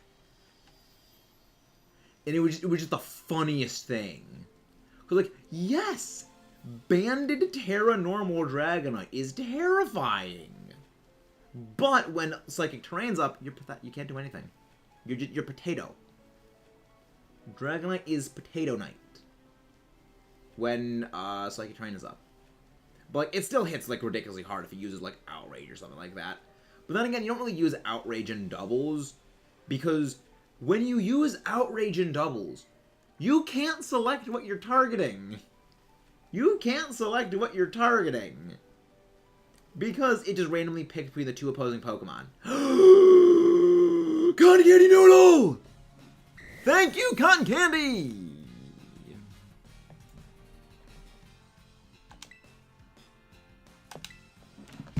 Freaking go! Swipe. Shoop. This is, so we're talking about, like, funny moments. It gives me luck. I did say I had a feeling that we were gonna get 2 of them. We were gonna get, like, we weren't gonna get the full family. But, like, I mean, we're about halfway done with the sandwich.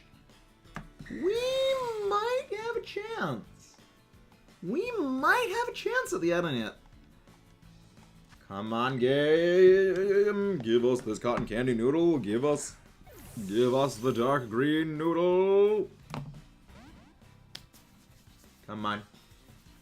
Come on. Yeah, like the Dragonite is like so Aqua Tail, Rain Dance, Safeguard, and I'm assuming like Dragon Rush or something? You don't really have anything you can do against me. Break. Yeah, if it doesn't do the Wiggle Wiggle Shake, then you're not going to catch it. It needs to do the Wiggle Wiggle Shake in order for you to catch it when it's a repeat. It's a very useful thing that they actually added in to basically show you, like, okay, you caught the thing. If it's a repeat repeat Pokemon. Like, if you haven't caught it for the first time, it won't do the Wiggle Wiggle Shake. But if it's a repeat catch, then it will do the Wiggle Wiggle Shake. But that is a Dragonair added to the collection. And it was delightful. It's a very delightful sparkle noodle.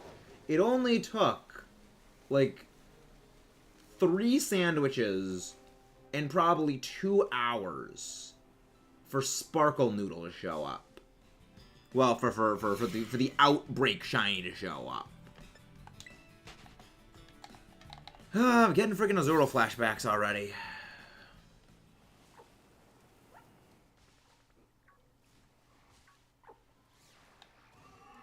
Hello, Polteface. Hello, Polteface. We already hunted you, Polteface.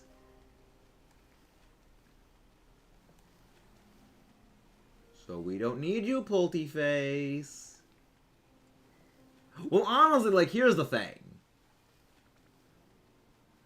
If I wanted, I could just do static reset for the Dragonite. Because I'm pretty sure there's an area where Dragonite either spawns or, like, has a chance of spawning in. So if I want, I can just go for that one. I think it would honestly be less hassle than doing this. Because I know that, like, the static respawn resets, those are unaffected by the Shiny Charm. But I also gotta think, in terms of my Herba Mystica, do I want to save my Herba Mystica and stuff? Because I'm definitely considering auxiliary plays.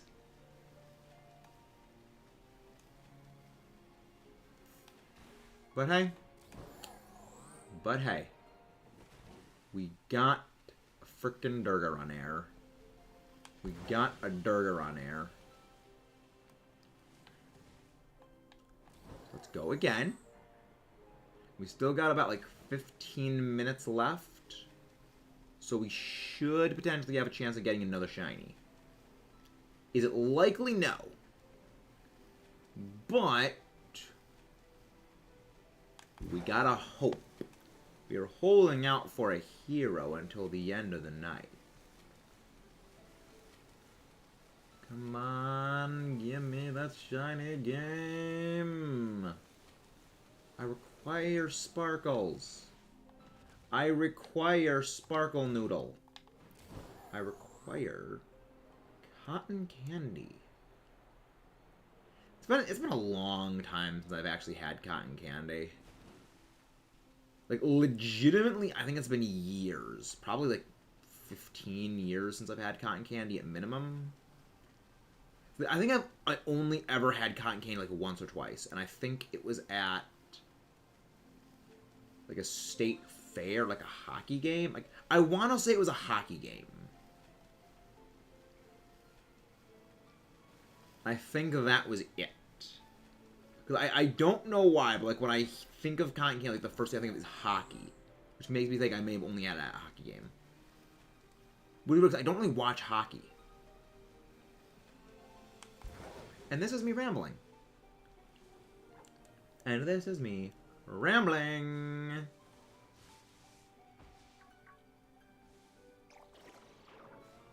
Yummy. Yummy. Goomy go will. Goomy go wiggle.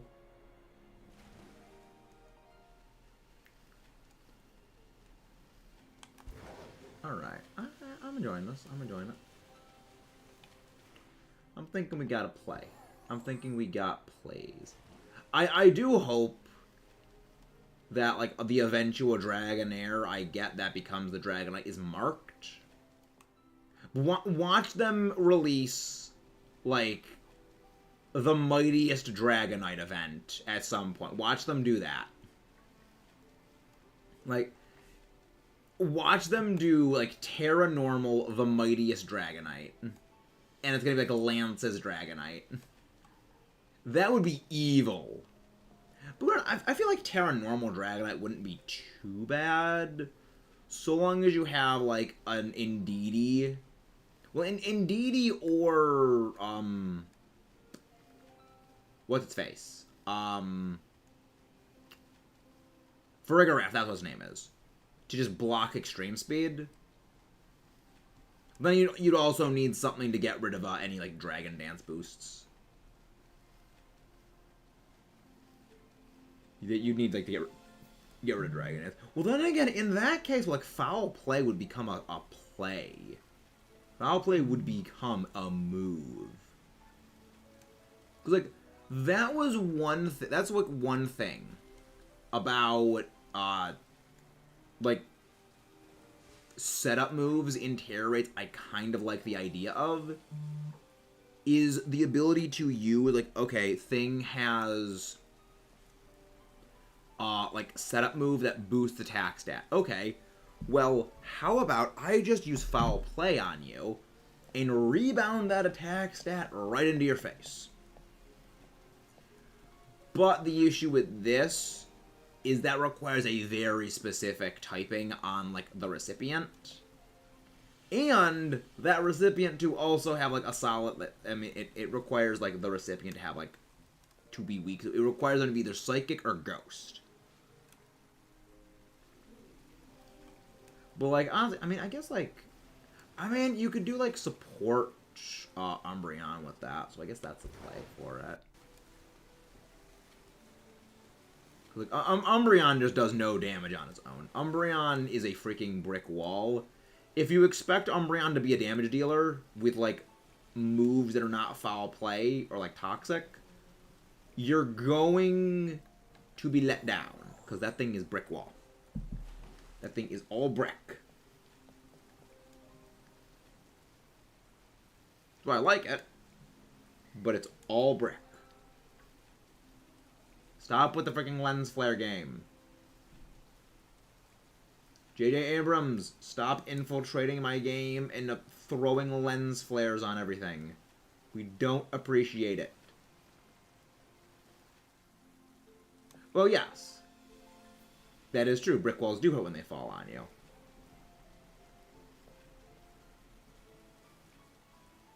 But only if you knock it down wrong. Only if you knock a brick wall down wrong. But that's one of the things I kind of find a bit amusing about the move Foul Play, is it feels like Foul Play was made to allow dark types to hit like fighting types for, like, big damage if they try to set up, but, like, they resist dark. Which is why when they made Garganackle and they made Salt Cure, like, deal double damage to steel and water types, like, that works. That is, like, a plausible strategy. You know, to call a switch in. Which I bring things back to my question from, like, several weeks ago. If they add in Empoleon, do you think if it gets hit by Salt Cure, it would lose the standard quarter of its health from Salt Cure? Or do you think it would just lose half its health immediately? Because there's a valid reasoning for both to, like, be, like, it to be either one. And that is, it could simply do a check for, are you water or steel? Which likely they would do, because Water Steel is held on only one Pokemon. But the other thing is, it could just be a check of, are you water? Yes. Are you steel? No. Are you steel? Yes. Are you water? No. Are you water? Yes. Are you steel? Yes. Double damage. I feel realistically it'll be more just it checks one time for it, rather than it checks individually, because it would just be easier to program that. But hey, it would be funny if they and then again, they might actually have to modify the code if they bring Empoleon in to actually do that. Because that would just be freaking hilarious. Empoleon switches in. Sulkier.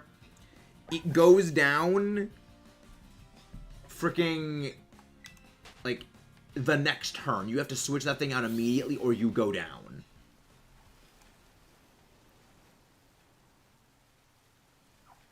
That it would be so maddening if that was the case, but also like, absolutely kind of hilarious.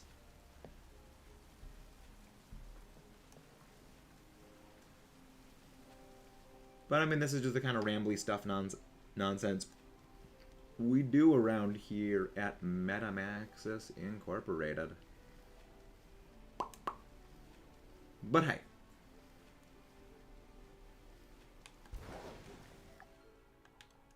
Still got a few more minutes. We still have several more minutes for this. We should be okay.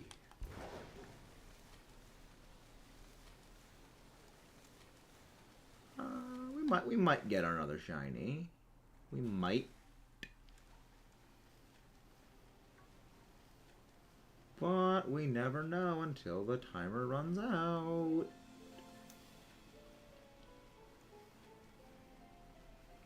But how's everyone doing tonight? How is all the viewers? We got a shiny Dragonair.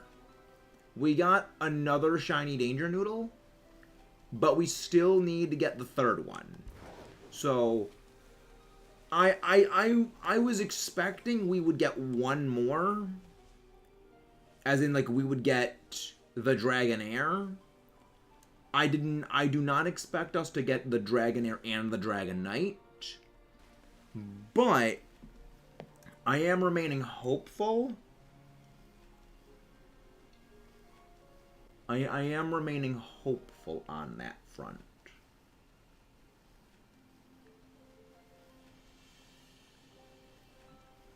Yeah, I'm very glad I did not do hatching Cinderace eggs while also doing this. I'm so glad I decided against that. Because we would just make no progress. It would take for frickin' ever.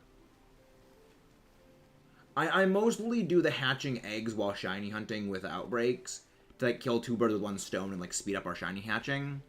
Hey, Litsune, how you doing? To speed up our shiny hunting by like covering two bases at the same time. But when it comes to like Lake Casseroya in particular, it just does not work. Because of how much slowdown this place has, and how much slower it is just to simply get your outbreaks refreshed. Nice. Naps are good. Naps are always very good, Litsune. Naps are very good. I enjoy naps.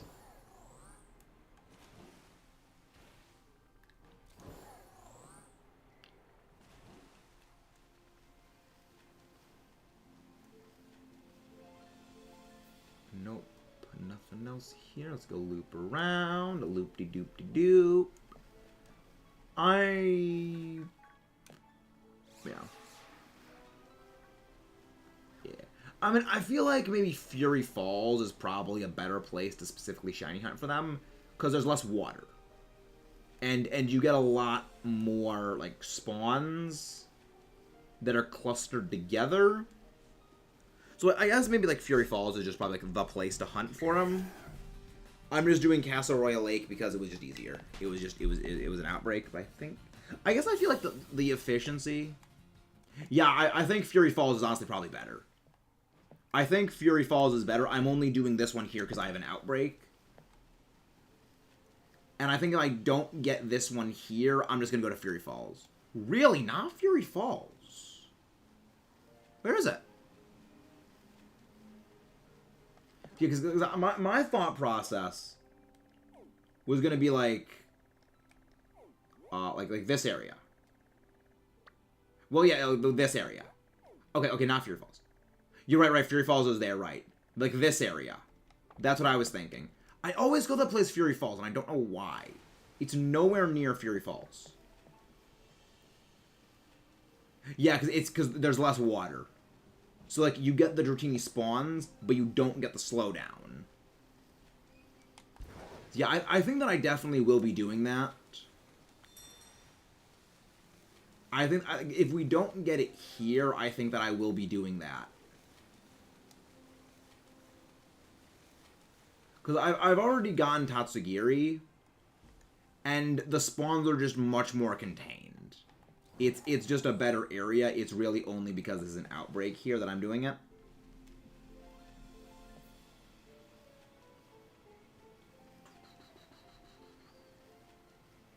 Yeah, like I do like how there are, like, there's advantages to hunting in different areas.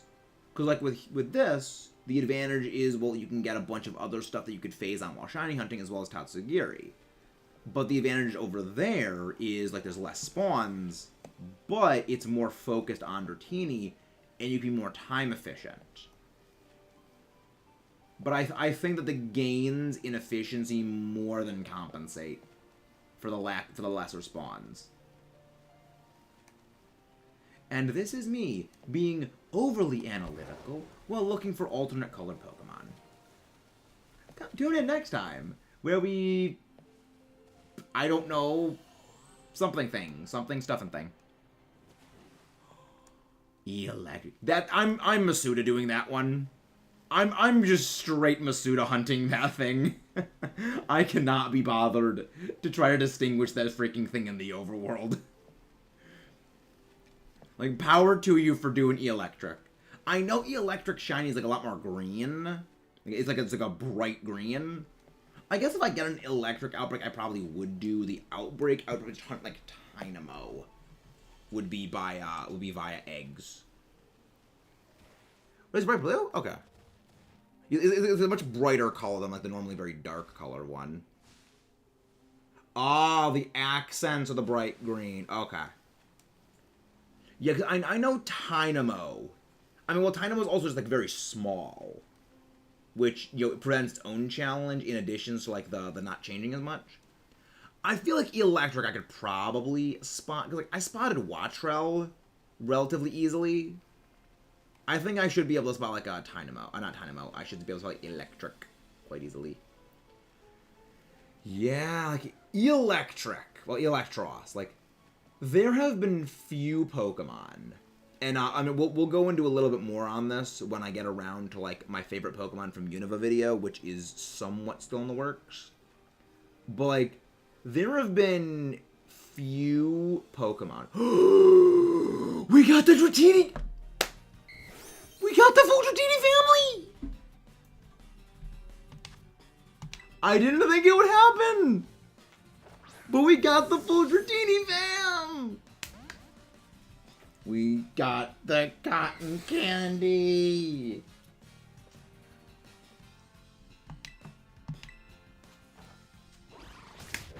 Now I'm enjoying it now. Nah. I actually think our sandwich might actually have ended. So I think this was actually the end of our sandwich. Oh. Like, the fact that, like, the fact that we did an outbreak of Dragonair, and we got 3 shinies, one of which was a Dragonair, I think is enough reason to explain why I don't like Lake Casseroya for shiny hunting. I love Lake Casseroya as like a story thing. Like this giant dragon monster fish filled lake. where you fight like the Dragon Titan. I love that. But as for a location for active shiny hunting, I despise it. And I think I can't use Hypnosis on it because it used Safeguard. I think until we come to, like, Dondozo, I think I never need to come here again. And it's marked! And it's marked! Let's freaking go! Please be, like... It's probably gonna be the Sleepy mark. Like, all of my mark shinies have been, like, most of my marked ones have been the Sleepy mark. Let's check. Let's check the mark. Sleepy. Dratini the Sleepy.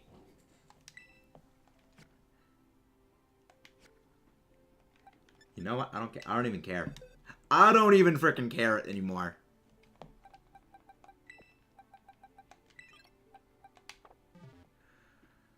Oh.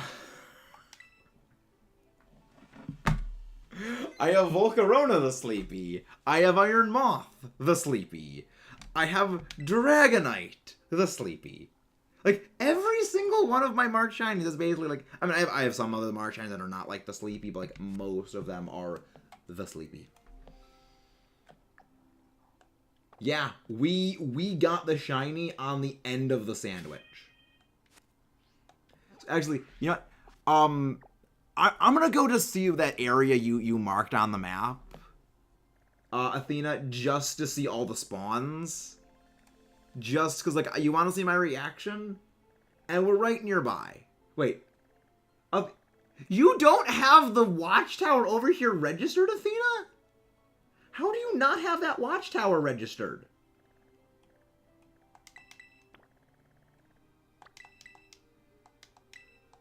How do you not have that watchtower registered? I was like, wait, why is there like a thing missing there? Because you hate exploring. You know what? Same here, Athena. Same here. You're not, I mean, I'm the same way. It's one of the reasons why Breath of the Wild and I, as a game, don't get along 110%. See, so, like, I want to go see what this thing, like, what these spawns are. We're not gonna do like a Jolteon hunt here, because I'm just kind of gonna clock out after this, and I still gotta get finishing the Greninja video.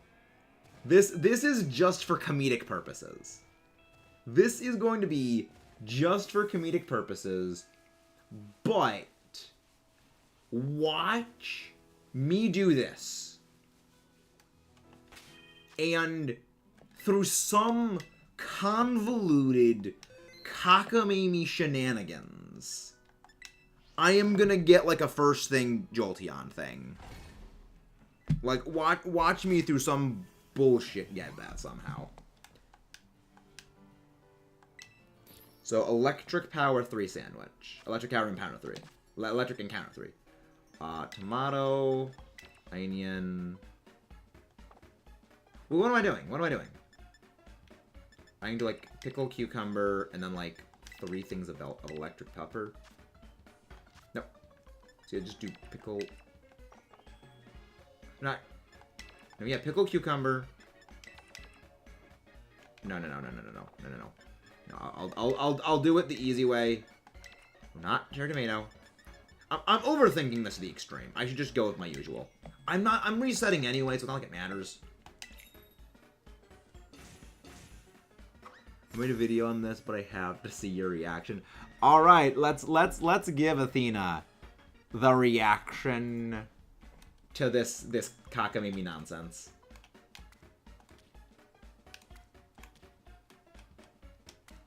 Plus, I mean, we get the amusing sandwich jingle.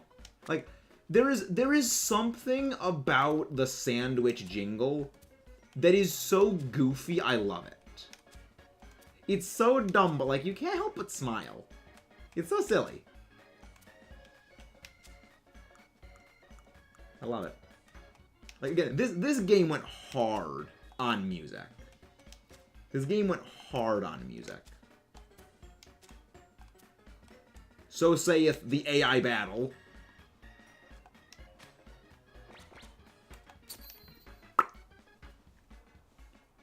Do you save before I make this? Yes, I save before I make the sandwich. I save before. I mean, I can always just go back and like double check.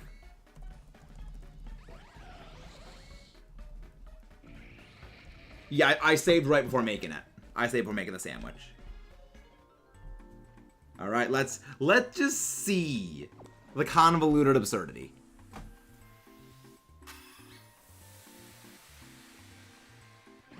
Here's the question: think Final Gambit plus 4 swords and Sombrion.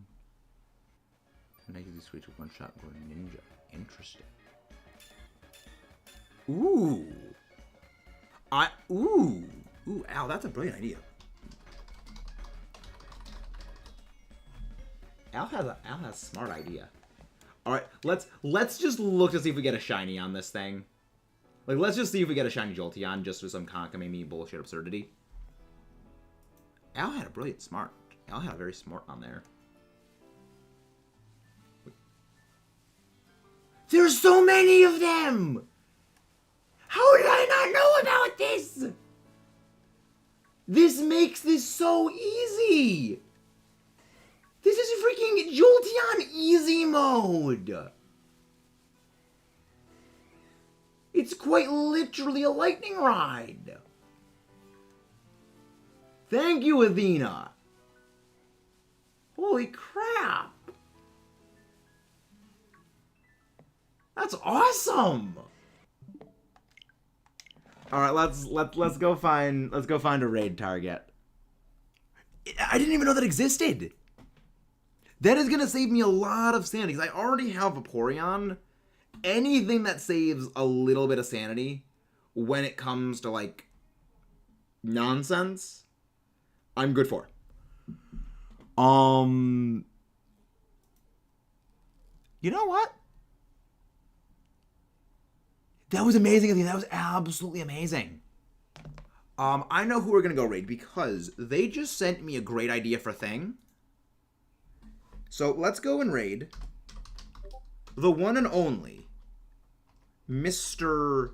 Ace Trainer Al. Because he just DM'd me an absolutely glorious idea for the Greninja raids. And I'm like, you know, let's raid him. Let's raid Al. Al is Good Bean. We like Good Bean Al. See you guys next time. Let's rock and roll up.